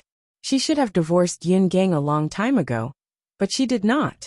Qin Yiru's mother-in-law Lu Lanhua even lectured her in front of her, saying, "Which man doesn't cheat?" At that moment, Qin Yiru was truly enraged, but she was a timid person. She still divorced Yun Gang with Xiao Jian's help. After going through such a complicated marriage that dragged her down for half her life, Qin Yiru finally saw through it. At the same time, Qin Yiru was determined not to stop her Xiao Jian if she could find someone she liked. When she found out that the person was Ce, Qin Yiru was quite fond of him too. Ce was handsome, but that was secondary. Most importantly, he had a good character. To Qin Yiru, it did not matter how he looked as long as he treated Xiao Jian well. Ce was undoubtedly the best candidate. Moreover, Yun Jian and Ce were in love with each other now. When she heard what Qin Yiru said, Yun Jian, who stood on the stairs, took a step back, nearly missing her footing. Qin Yiru actually said that she would raise their child for them if she got pregnant? That was not the problem though. Yun Jian realized that Qin Yiru had deeply misunderstood her and Ce. "Mom." Yun Jian was about to speak, but Qin Yiru stopped her. "Xiao Jian, I know you're a big girl now and you know how to be shy. I won't tease you anymore. Alright, go back and rest too." Qin Yiru and Gejun Jian went downstairs and sat on the sofa to watch TV together. Only Yun Jian and Ce were left standing where they were. A second later, Ce reached out to hold Yun Jian's hand swiftly. Holding Yun Jian's hand softly, he walked up the stairs. When Yun Jian was not looking, his lips curled into a smile that was eye-catching. This time, Ce did not go to Yun Jian's room. Holding Yun Jian's hand, he went straight to his own room. Applying what one had learned was an effective way to apply it to Ce. When Yun Jian reached her room and was about to go in, Ce had already pulled her hand and turned to enter his room. Yun Jian's soft voice was completely blocked behind the door. Once they entered the room, Ce held her hand and led her to the bed. It was Yun Jian's first time entering Ce's bedroom. She looked around and saw that the room was decorated in navy blue. It looked rather simple. There was only a big bed in front of them and a long and wide desk beside it. Other than that, there was nothing else. Chapter 638. Ce hugged her from behind, and Yun Jian shivered once again. Ce's embrace was very warm. His embrace carried the warmth of a man, and Yun Jian's body curled up tightly. Ce made sure to lock the door this time in order to prevent the previous awkward situation from happening again.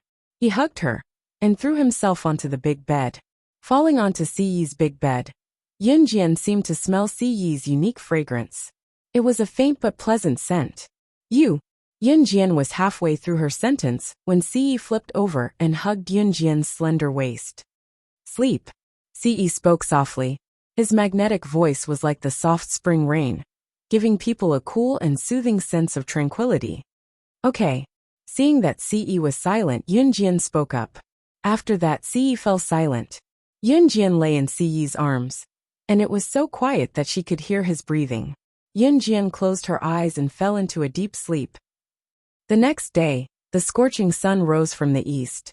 Although it was a cold winter, it was a new day, and there were already signs of spring coming. When Yun Jian woke up, Ce was sitting beside her watching her. She immediately sat up. After brushing her teeth and washing her face, Yun Jian tied her hair into a high ponytail and walked out of the room with Ce. At this moment, Yun Jian was wearing a simple set of loose sportswear. She had specially bought this outfit for her morning run. Ce was wearing a white sweater with a black jacket over it. This black jacket accentuated his tall and slender figure.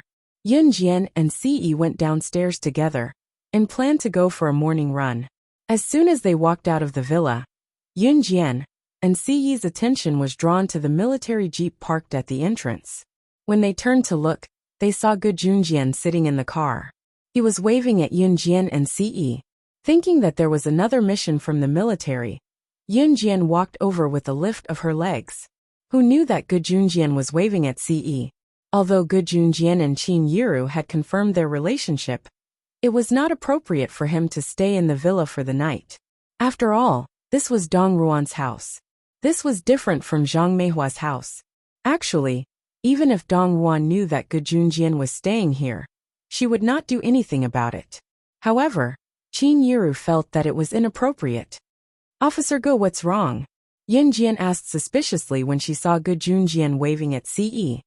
"Look at this. It's yours, isn't it?" Gu Junjian asked. He was still sitting in the military jeep with the windows down. Gu Junjian took out Ce's silver pistol and told Ce. Ce reached out to take the silver pistol from Gu Junjian. "Hey, why did you give the gun to Yiru yesterday? Weren't you afraid that it would go off accidentally? Also, we don't allow guns here. You better hide it well, don't let anyone see it." After Gu Junjian said that to Ce, he laughed heartily and honked the car horn. He then drove off after saying goodbye. He was here to return Ce's pistol. Yun Jian was stunned. She did not bring a pistol with her when she was out on a mission. There was not much time to use a gun in the military. As for the butterfly knife, Yun Jian always carried it with her. Chapter 639. When Yun Jian and Ce returned home from their morning run, Yun Jian was already sweating profusely, but she didn't seem to be out of breath at all. It was normal for her to sweat. Ce's physical fitness was obviously much better than Yun Jian's. After he finished his run, there were only a few drops of sweat on his forehead. There was no trace of his morning run at all. It was time for breakfast when they arrived home. Gu Junjian, who had gone to the army, was also sitting at the big dining table. There were several bowls of porridge on the table. Other than Yun Yi's portion, everyone had a portion. There was also a small bowl of pickled mustard beside each bowl of porridge. Yun Jian was already hungry, so she walked over with Ce. "Xiao Zhu, are you done? We can eat now." Qin Yiru shouted towards the bathroom. Xiao Yunju immediately responded, "Mother Qin, I'm coming." As he spoke, Xiao Yunju had already washed his hands and was skipping out of the bathroom. "Sister, brother Ce." Seeing Yun Jian and Ce, Xiao Yunju shouted happily. Children didn't deliberately remember things. Xiao Yunju had already forgotten everything that had happened yesterday. At this moment, Xiao Yunju had even forgotten that Ce had hit Yun Jian yesterday. He was already skipping over to Ce. Ce naturally wouldn't argue with Xiao Yunju about what had happened yesterday. Xiao Yunju had simply unconsciously told the truth. Moreover, after what he had said yesterday, Ce's wish had been fulfilled. After all, he had gained Qin Yiru's approval, so he didn't have to be sneaky with Yun Jian anymore. He could boldly lay his hands on his woman now. After being caressed by Ce, Ce reached out and stroked Xiao Yunju's short hair. Xiao Yunju skipped back to his seat. He picked up his small bowl of porridge and blew at it. Then, he poured some pickled vegetables into the porridge and swallowed them down. Xiao Zhu's school reopens the day after tomorrow. Due to the weather last semester, they didn't have a parent-child sports day. The school's notice says that they'll have a parent-child sports day as soon as school reopens. Xiao Jian, since you're reopening the day after tomorrow, and I'll be at work by then. Since you're home, Xiao Jian, you two can take part in Xiao Zhu's parent-child sports day on my behalf. Qin Yiru drank a mouthful of porridge and said to Yun Jian and Ce. In fact, Xiao Yunju had already told Yun Jian and Ce about it yesterday. Xiao Yunju was still sleeping in his room when he suddenly remembered it and rushed to Ce's room. However, he did not find her. It was only later that he went to Yun Jian's room and saw Ce hitting his sister once he entered. He was so scared that he forgot his initial goal. Parent-child sports day? Yunjian narrowed her eyes and took a sip of porridge with a spoon before turning to Qin Yiru and asking with a raised brow. Yeah, it's a sports day for parents and children. Parents compete against each other, and children compete against each other. It's an entertainment event, Qin Yiru answered with a nod. Schools nowadays put in a lot of effort for children's health. Events like the Parent-Child Sports Day were held to allow children and parents to get closer to each other. Jie, let's go.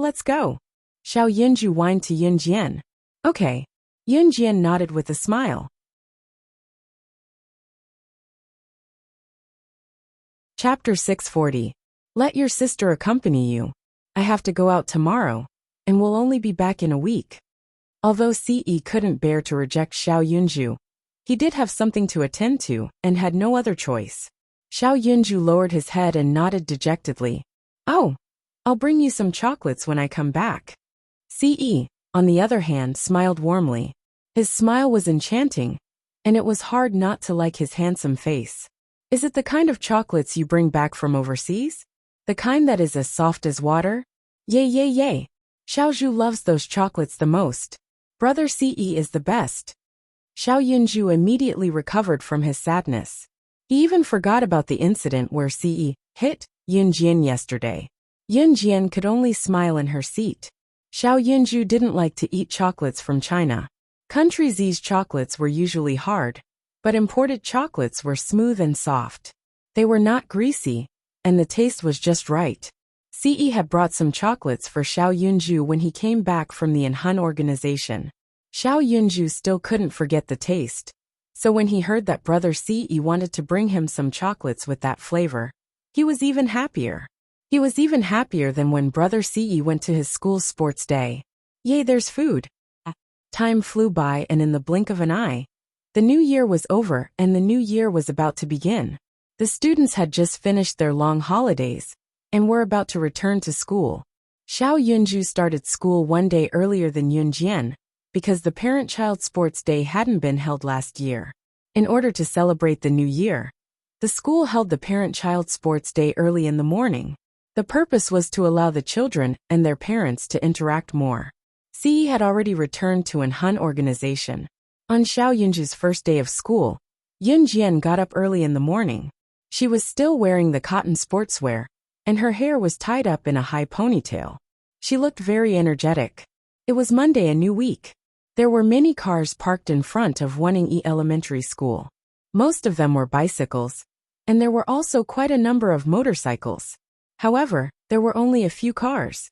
In this era, people who owned cars would often drive their cars to the school gates to show off their wealth and pretentiousness. Yunjian walked to Wuning Elementary School with Xiao Yunju. They didn't even take the bus.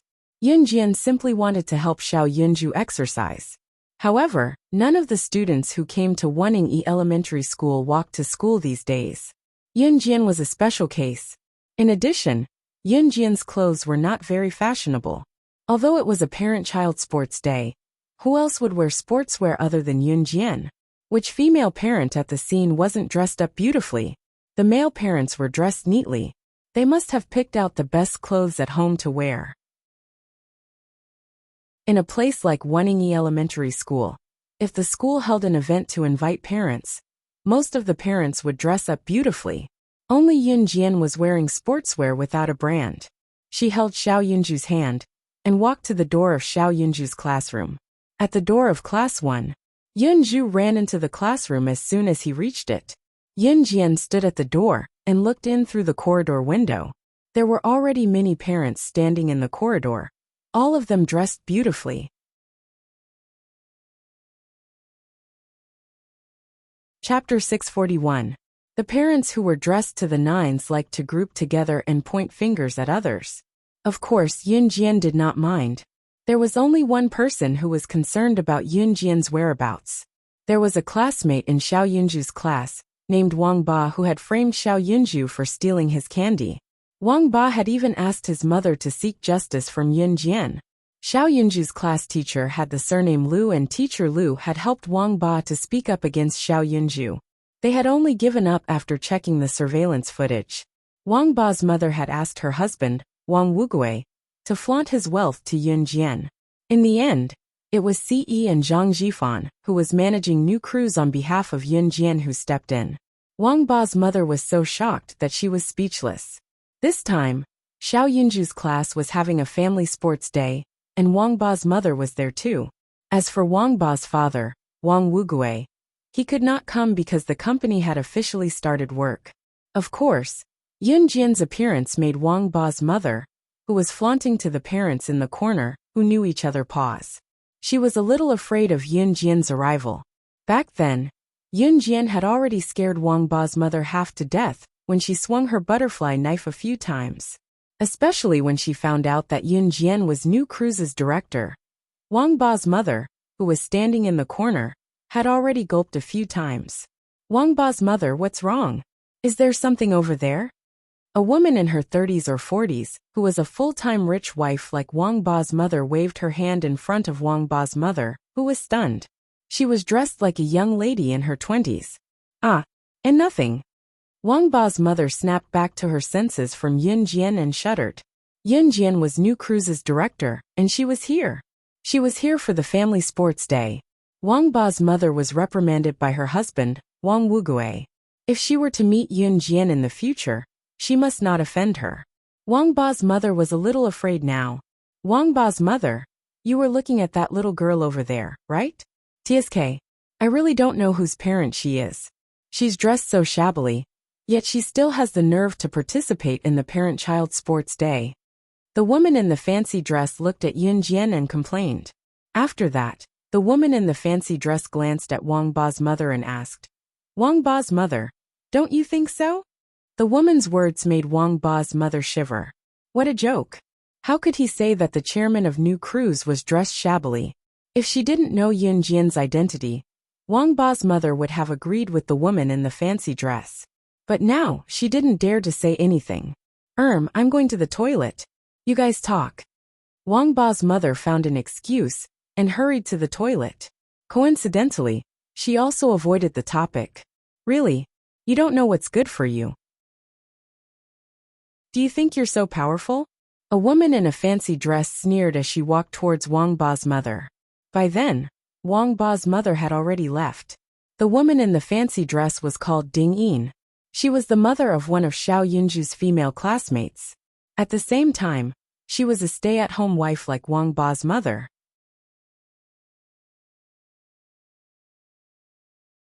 Chapter 642. A female parent like Ding Yin, who was dressed to the nines, naturally had to chat with other parents. Even without Wang Ba's mother, she could still find new companions and chat with them with similar interests. Yun Jian was standing by the corridor outside Xiao Yunju's classroom window. She watched as Xiao Yunju sat neatly in the front row and listened to their homeroom teacher, Miss Liu. The new year had just started, so the homeroom teacher naturally had a lot to say. This meant that the parents present would have to wait for a while. It was already 8 in the morning when Yun Jian brought Xiao Yunju to the classroom. It was 8:30 now. The teacher spoke for half an hour about the things to take note of when school reopens, including the collection of winter vacation homework.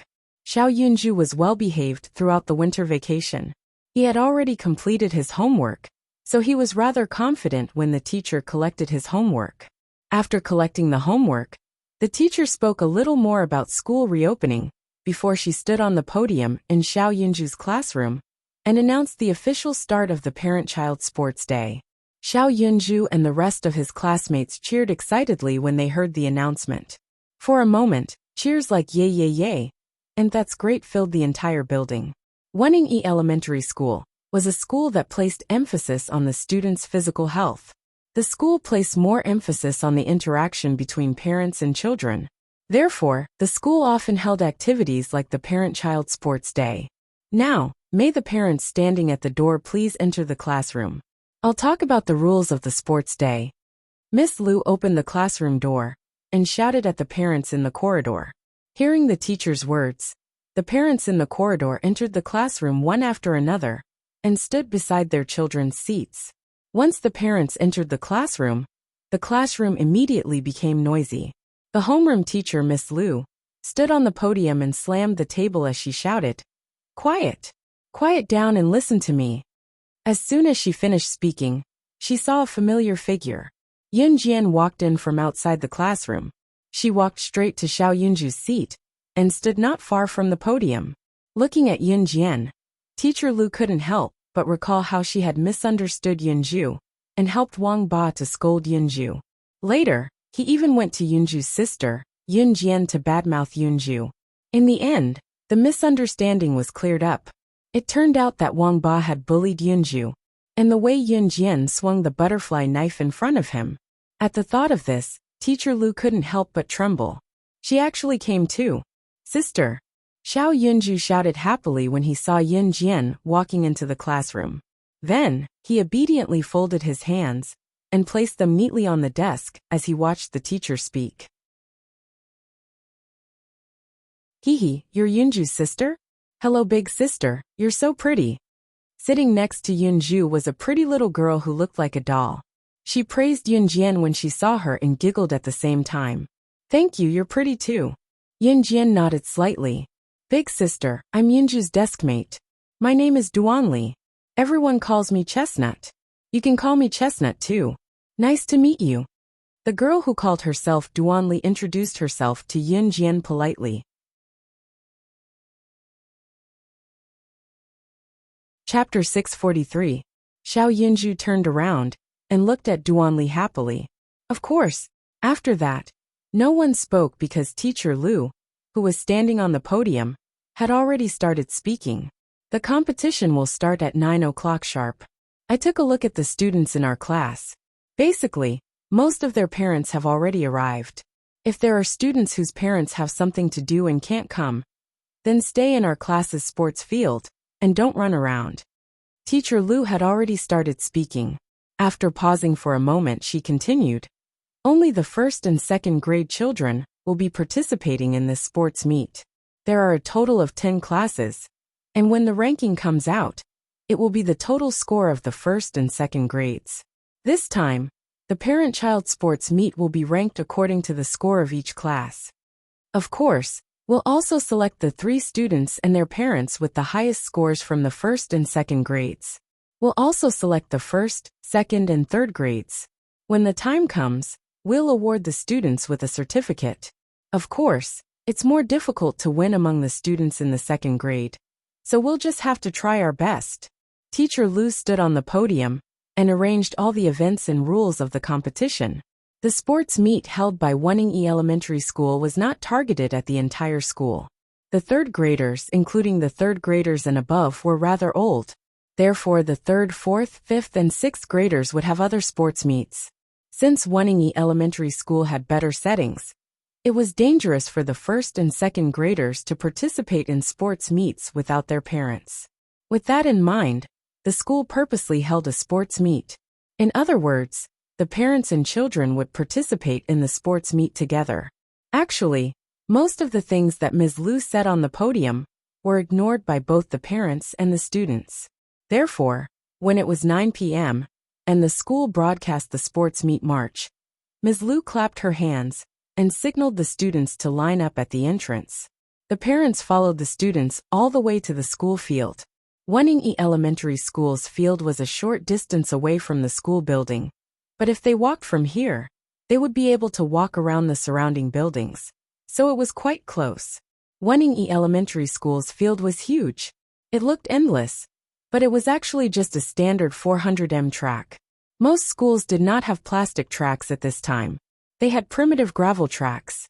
As for the circles around the field, they were surrounded by protruding cement stones.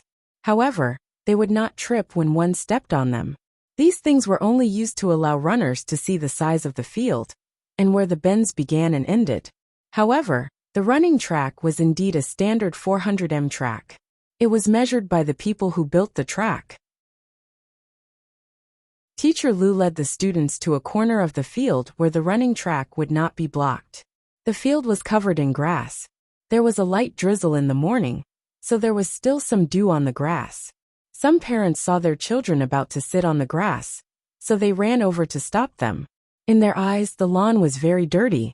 It had rained in the morning, so the ground was full of muddy water. Although it wasn't much, it would dirty their clothes. If her clothes got dirty, she would look even more inferior than others. Yun Jian went over and plopped down beside Yunju.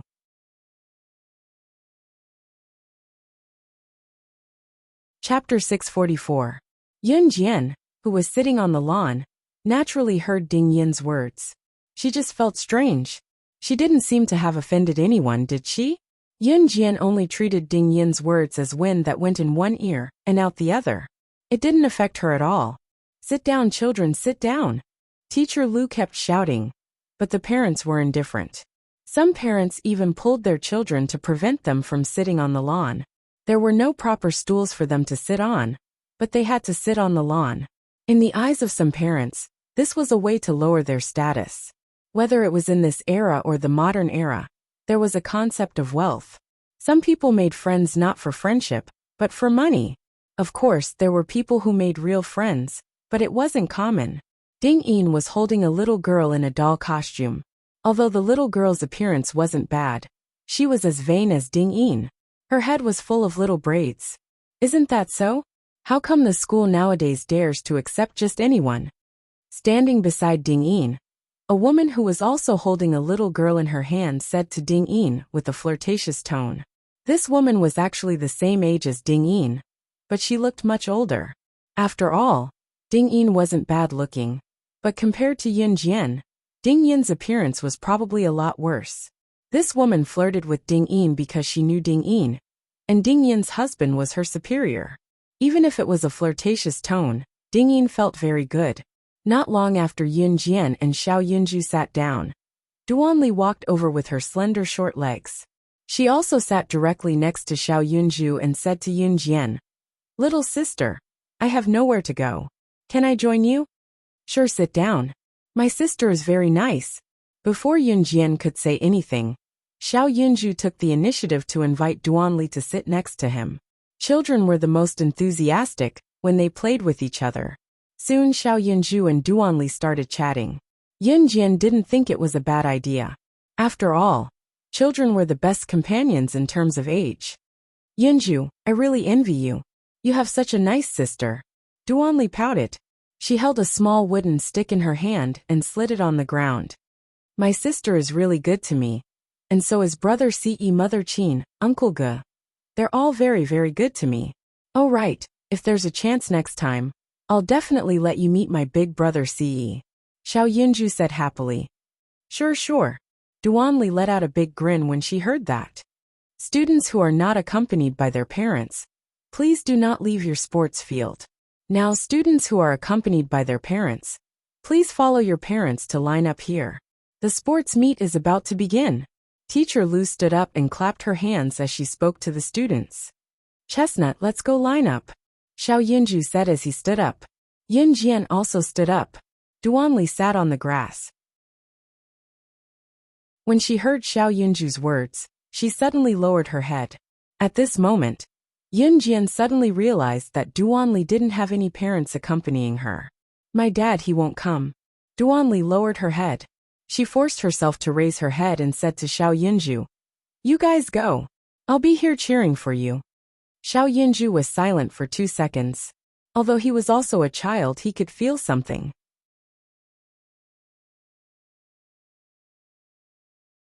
Chapter 645. What about you, Yunju? Duanli was overjoyed. But then she thought about what would happen to Yunju if his sister went with her. "I'm a man, it's okay if I don't go. You go. Chestnut, I'll cheer for you at the finish line." Xiao Yunju looked at Duanli and said generously. But Duanli's doll-like eyes were about to burst into tears. She was touched, but she didn't dare to accept it. "It's okay, little Zhu has grown up. It's the same if I go with you." Yin Jian couldn't help but rub Duanli's head.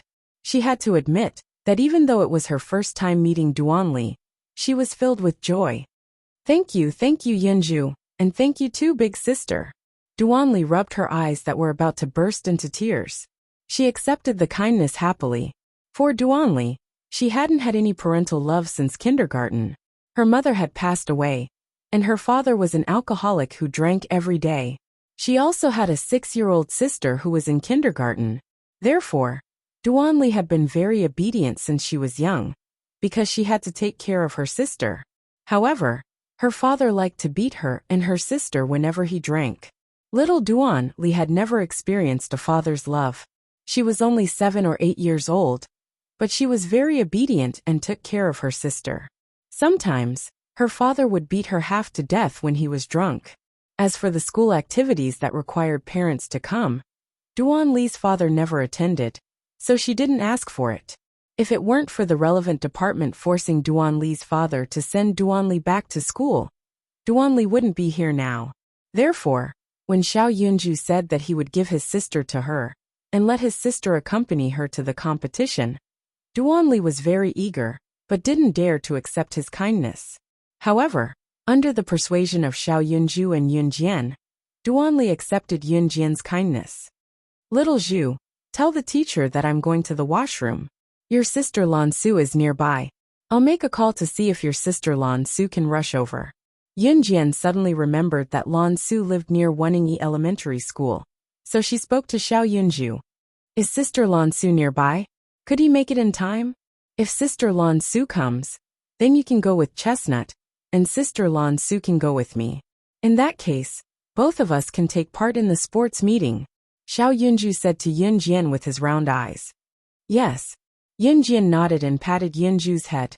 She instructed Yunju and Duanli to stay where they were, and not run away, while she walked towards the washroom. The reason why he went to the toilet was because he thought that if he made a phone call in the noisy sports field, the sound of the phone would probably be covered. After all, phones in this era weren't as convenient as modern phones. After making the call in the washroom and washing her hands, Yunjian came out of the washroom and saw Xiao Yunju waving at her from afar. Sister, the sports meeting is going to start soon. Is Sister Lan Su coming? Xiao Yunju asked urgently. In fact, Xiao Yunju also wanted to take part in the competition. She should take around 10 minutes to get here, Yunjian said, then added, there's still time. At this moment, Ding Yin's child, who was standing in the distance, walked over while Ding Yin was chatting with the other parents. It was this fashionable little girl with many small braids on her head.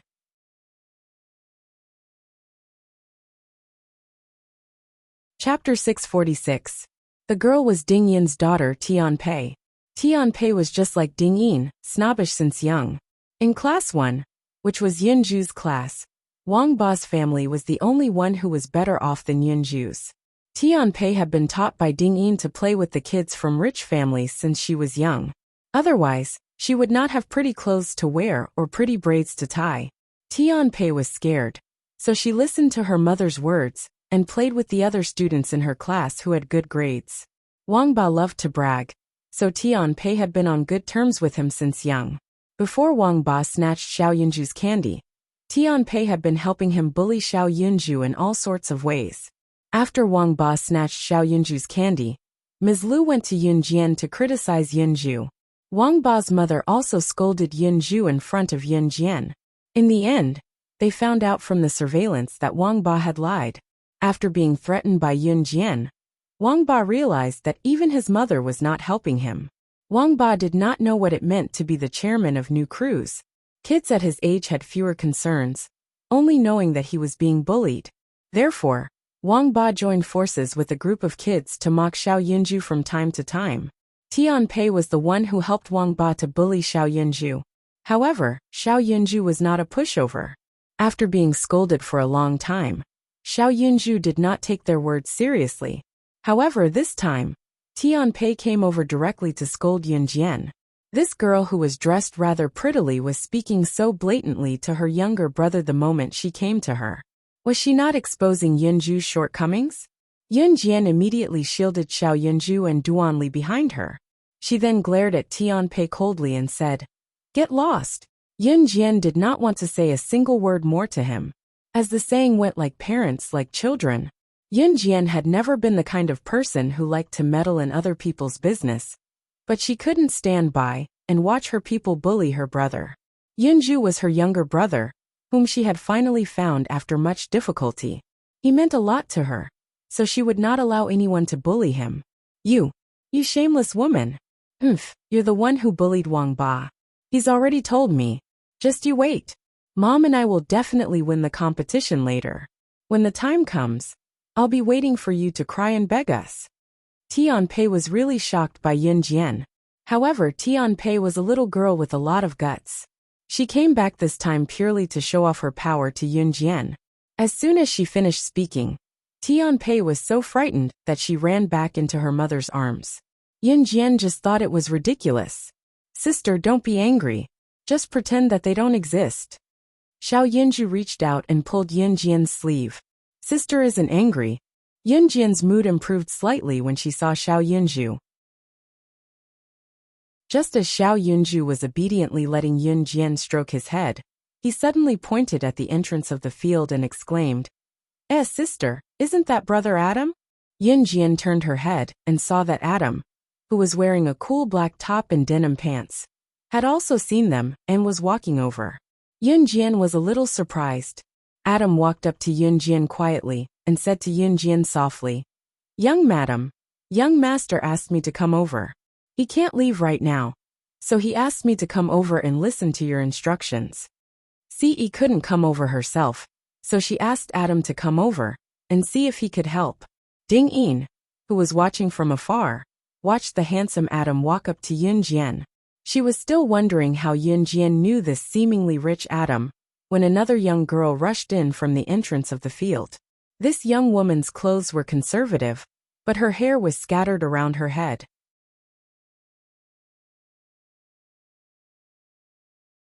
Chapter 647. Lan Su went around Adam to stand in front of Yin Jian. Lan Su was tall to begin with.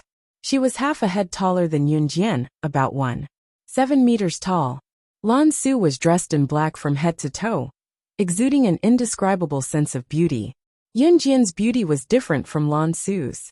Lan Su was tall with a hint of coolness while Yin Jian was delicate and delicate. If one were to compare them closely, Yin Jian's beauty seemed to be a cut above Lan Su's. Lan Su stood in front of Adam, blocking his gaze to Yin Jian. Adam was 1.8 meters tall.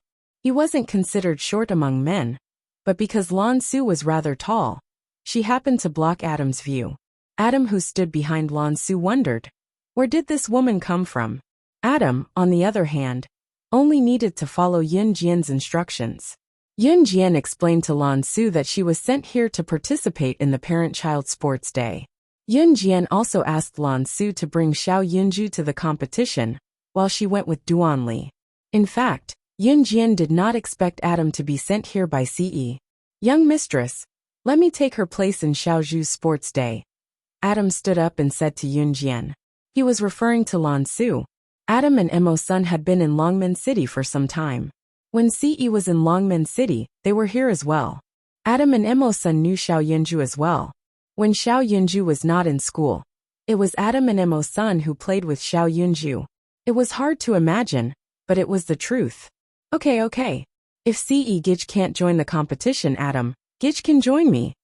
Xiao Yunju was not close to Lan Su, so Xiao Yunju was on Adam's side. Yin Jian thought it was a good idea.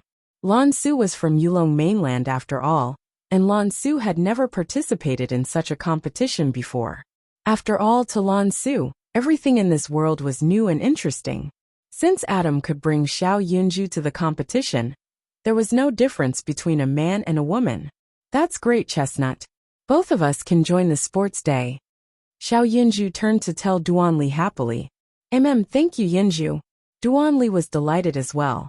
Teacher Lu, who was gathering the crowd from afar, shouted again, Yunju's parents, please bring your classmates and line up here. Our first event to toe. Teacher Lu shouted from afar. Lan Su stood in place and said to Yin Jian, Yin Jian, I'll wait for you here. Yin Jian nodded and pulled the two lively children, Xiao Yunju and Duan Li, towards the teachers. Adam glanced at Lan Su with a squint from the side, before he went to Yin Jian. The first event was a competition of physical strength, commonly known as running.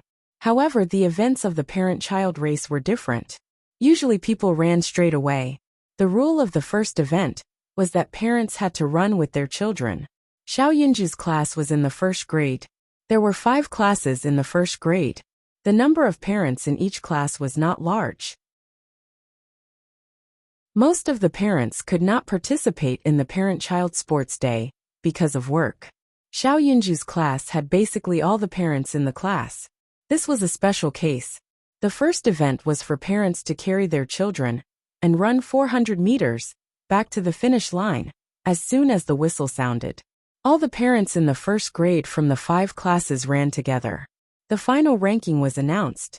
When all the parents in the first grade stood at the starting point and carried their children, they were a little nervous. After all, they had graduated for so many years and had not exercised like they did when they were students for a long time. Only Yunjian was carrying Duanli and Adam was carrying Xiao Yunju. They were not nervous at all.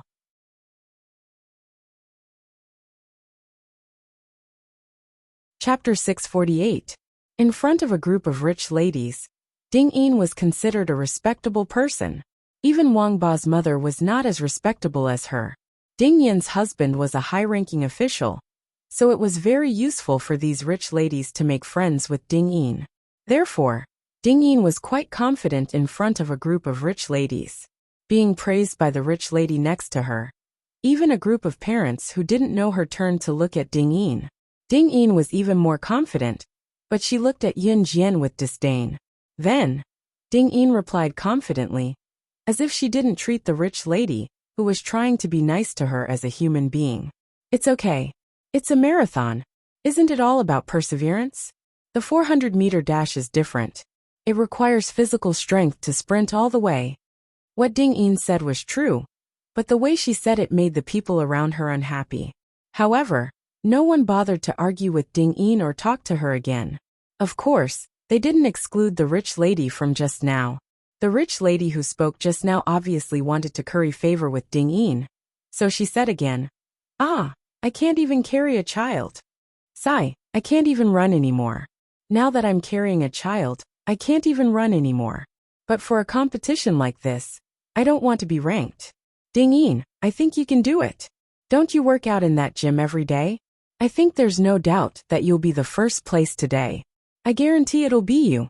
The rich lady simply wanted to curry favor with Ding Yin, so she told her that Ding Yin worked out in the gym. Parents in this era liked to compare themselves.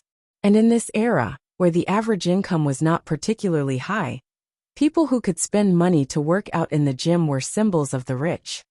It's my first time running with a child in my arms, but it's more than enough for me to compete with ordinary people.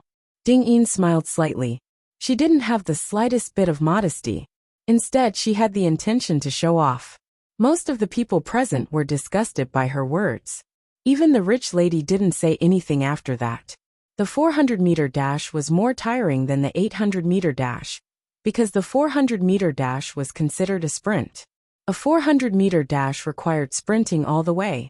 Even a normal 400-meter dash was very tiring, let alone carrying a child.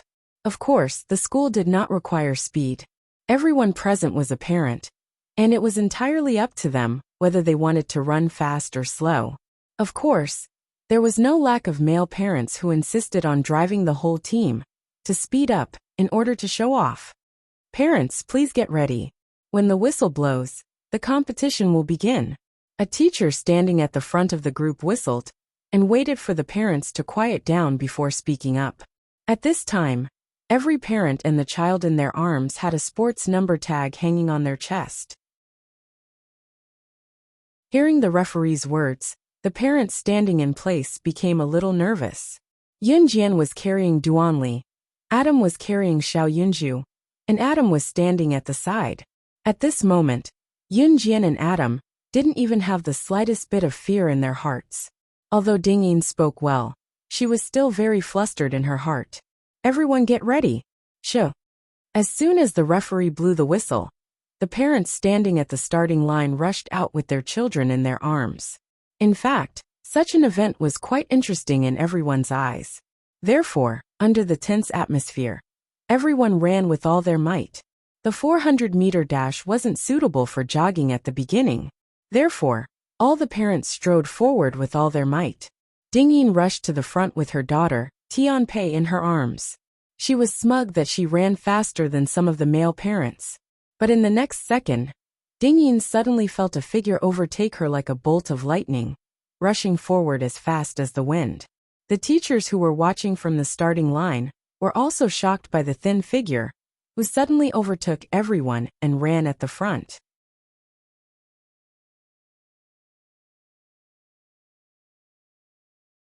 Chapter 649. Mom, they overtook us. Run. Hurry.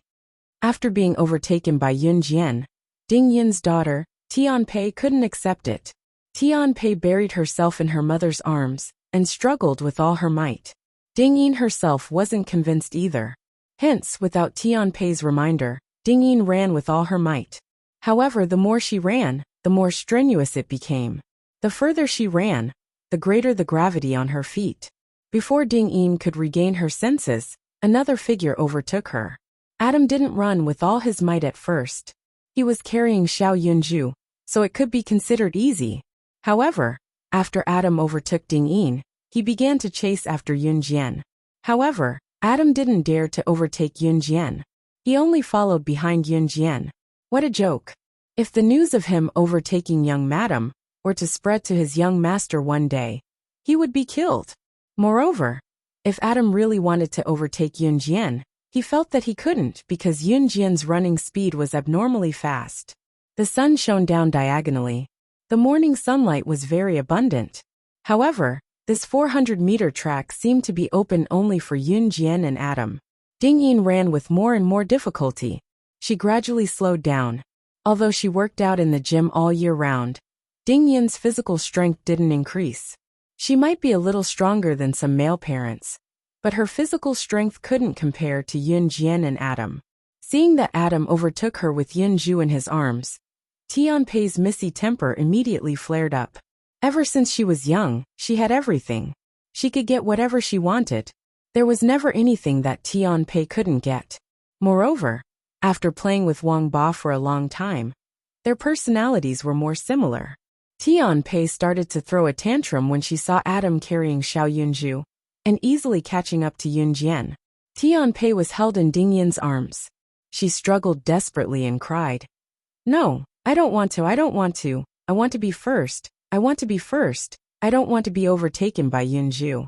I don't want to, I don't want to. Mom, hurry up, hurry up." As she spoke, Tianpei used her sharp fingernails to grab Ding Yin's clothes. Ding Yin had been bragging at the beginning, but now that she had been surpassed by Yun Jian and Adam, her mood was already very complicated. In the end, when Tianpei made such a fuss in her arms, Ding Yin's mood immediately worsened. "Tianpei, stop right there. Stop messing around." Ding Yin immediately roared at Tianpei. Tianpei, who was startled by the roar, started to make a scene even more fiercely. Tianpei had the personality of a rich young lady. At the same time, she was also very stubborn. Therefore, she hit and made a scene at Ding Yin. She did not care about her mother's ability at all. She was determined to achieve her goal. Ding Yin was originally still running, but when Tianpei made such a fuss, she immediately became irritated. Moreover, Ding Yin was already very tired at this time. Her running speed became slower and slower, to the point that she was overtaken by countless male parents carrying their children. At this moment, Yun Jian and Adam had already rushed towards the finish line with Duan Li and Xiao Yunju in their arms. Upon closer inspection, there was not even a single drop of sweat on Yun Jian and Adam's faces. Duan Li and Xiao Yunju were very happy. They held hands and jumped in circles, shouting, "We won!" and other things like that. Yun Jian only smiled slightly. As for Ding Yin, when she reached the finish line while arguing with her daughter, she was already in the 20th place. As a result, the words that Ding Yin had boasted in front of all the parents were instantly proven true. Many parents hid in a corner and secretly laughed at her.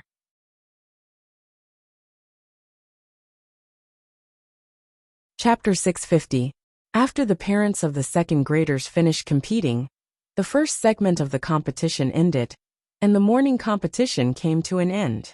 After the morning competition ended, Yun Jian, Lan Su, and Adam went to a nearby noodle restaurant for lunch.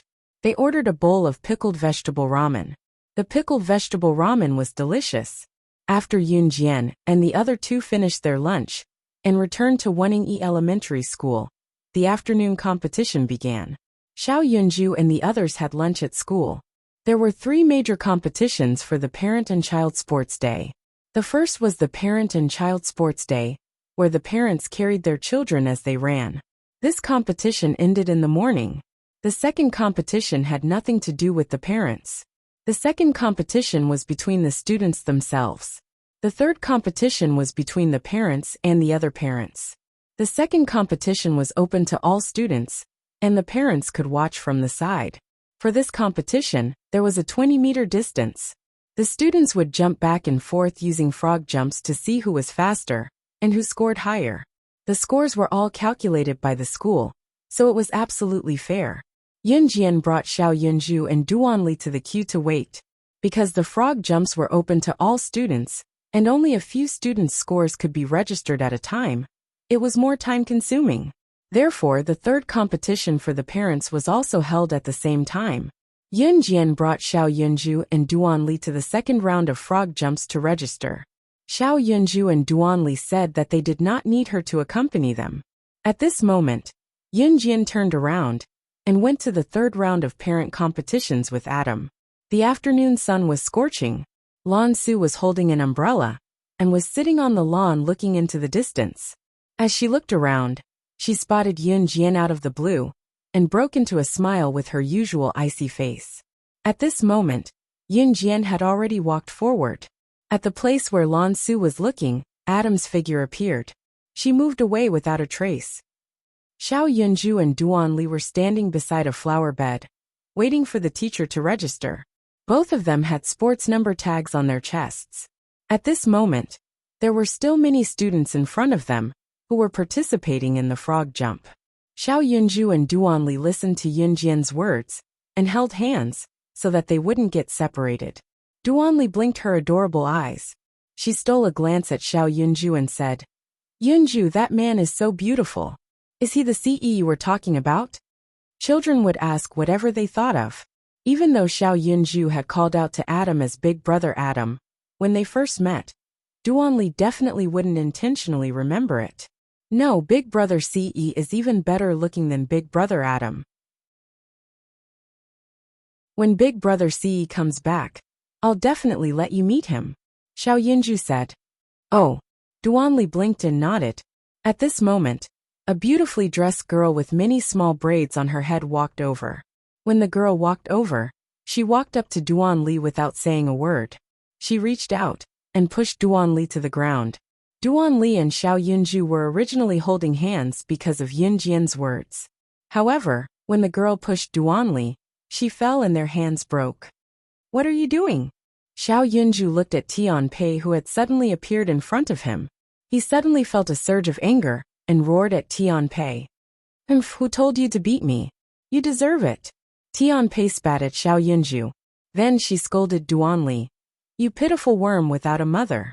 You can only rely on others to win. Shame on you. Shameless. Tianpei knew that she couldn't beat Yunju. Even Wang Ba from their class couldn't beat Yunju. Therefore, Tianpei pushed Duanli, who was closer to Yunju, away. Hearing Tianpei's words, Duanli lowered her head.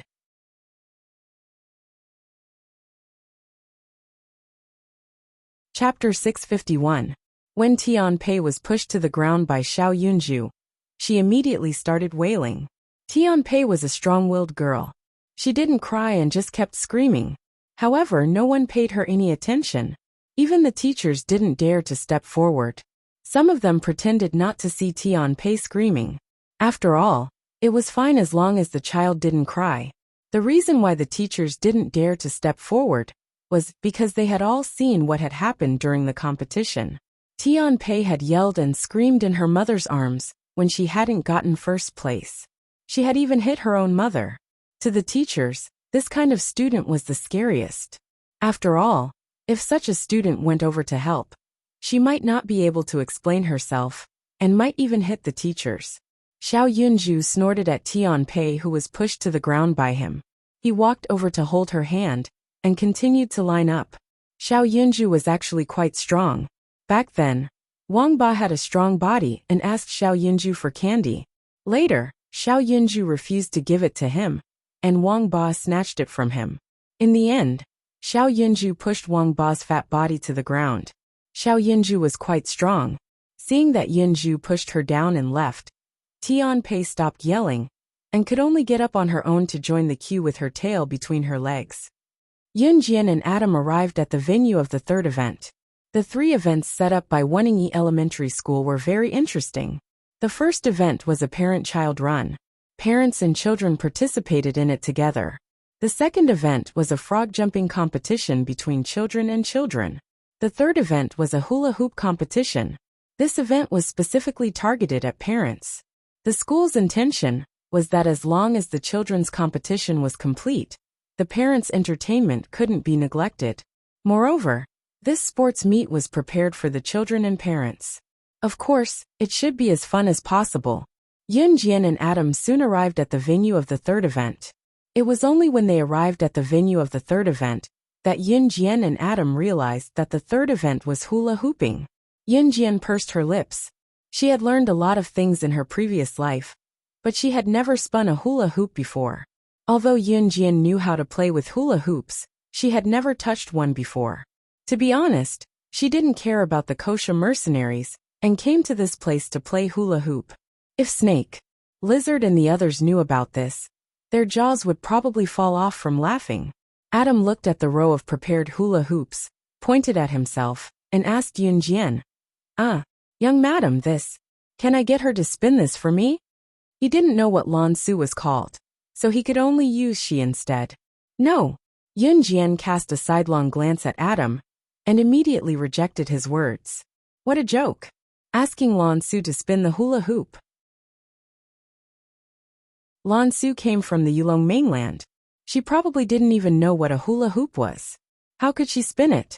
Adam swallowed his saliva, but he could only listen to Yunjian.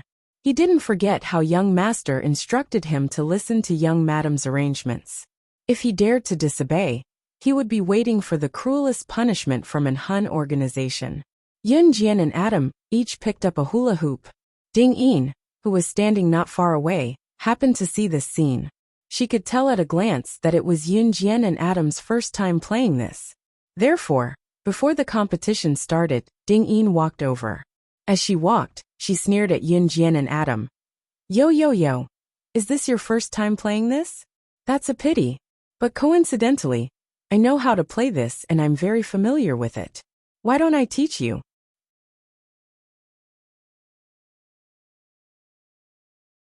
Chapter 652. While Ding Yin was speaking, Adam had already put the hoop on his head awkwardly. He put it down and hung it on his waist. This scene was strange no matter how one looked at it. As one of the 4 leaders of the Hun organization, Adam, who could intimidate a large group of businessmen and politicians, and make countless people bow down to him, was actually playing hula hoops here. If this were to be spread out, it would probably make others laugh until their teeth fell off. We don't know each other well. Yunjian glared at Ding Yin. She knew Ding Yin's motive. She wanted to see her make a fool of herself. Ding Yin had been watching her for a long time. If she couldn't see through Ding Yin's eyes, then her years as a secret agent in her previous life would have been for nothing. Ding Yin sneered at Yunjian in her heart when she heard Yunjian's words. However, she still had a smile on her face. Don't be like this. We're all classmates. I'm just helping you. You don't know how to play this. This is how it should be played. As she spoke, Ding Yin took the hula hoop off her head and placed it on her waist with one hand. Then, Ding Yin grabbed the hoop with both hands. She suddenly let go, and her waist started spinning with the hoop. Like this. Just spin it. Follow me, Ding Yin said in a disdainful tone. Then, she glanced at Yunjian from the side and said in disdain. Ding Yin's figure wasn't particularly slender. After giving birth, her figure had grown even more out of shape. Therefore, the way Ding Yin spun the hoop looked like she was secretly laughing. After all, the competition hadn't started yet. She was already spinning the hoop. Yunjian found it funny, but she didn't say it out loud. Parents, the competition is about to start. Please get ready, the teacher said. The competition was about to start. Xiao Yinju's parents were all ready. Because there was a limited number of hula hoop, the competition was a competition between the parents of each class. Of course, the final result would depend on who spun the most hoop. After Ding Yin was done showing off, she walked back to her place. She was about to turn into a hula hoop. Yun Jian held the hula hoop with one hand. She stood still and did not move. When the teachers confirmed the parents' sports number tags again, the competition was about to begin. At this time, Yun Jian grabbed the hula hoop and planned to put it on her head and waist like Adam, who had put it on his head and waist early in the morning. However, just as she raised the hula hoop, before her hand could put it on her head, suddenly, Yun Jian heard a soft chi sound from afar. What a familiar voice. Yun Jian narrowed her eyes. Adam was about to grab the hula hoop, but at the same time, he felt that something was wrong. The parents standing at the side did what they were supposed to do as usual. Not long after Yun Jian heard the soft sound, she suddenly raised the hula hoop in her hand and threw it into the air. The hula hoop seemed to be used as a shield by Yun Jian. She swung the hula hoop very hard, but controlled it so that it did not hit the people around her. Ding Yin was standing on Yun Jian's left. She screamed when Yun Jian raised the hula hoop in the air. Ding Yin reacted quickly. She screamed and scolded Yun Jian loudly. Why did you raise the hula hoop all of a sudden? Are you trying to scare me to death? Ding Yin's round hoop attracted the attention of all the parents around her. Just as Ding Yin finished speaking, a loud chi sound was heard. With a swoosh, a bullet that was hit by the hula hoop and stopped in its tracks fell in front of Yun Jian. This scene was seen by many parents. Ding Yin also happened to see this scene. Then there was a dead silence. Everyone's heart sank. Yun Jian's red lips moved slightly. There's a sniper. Run.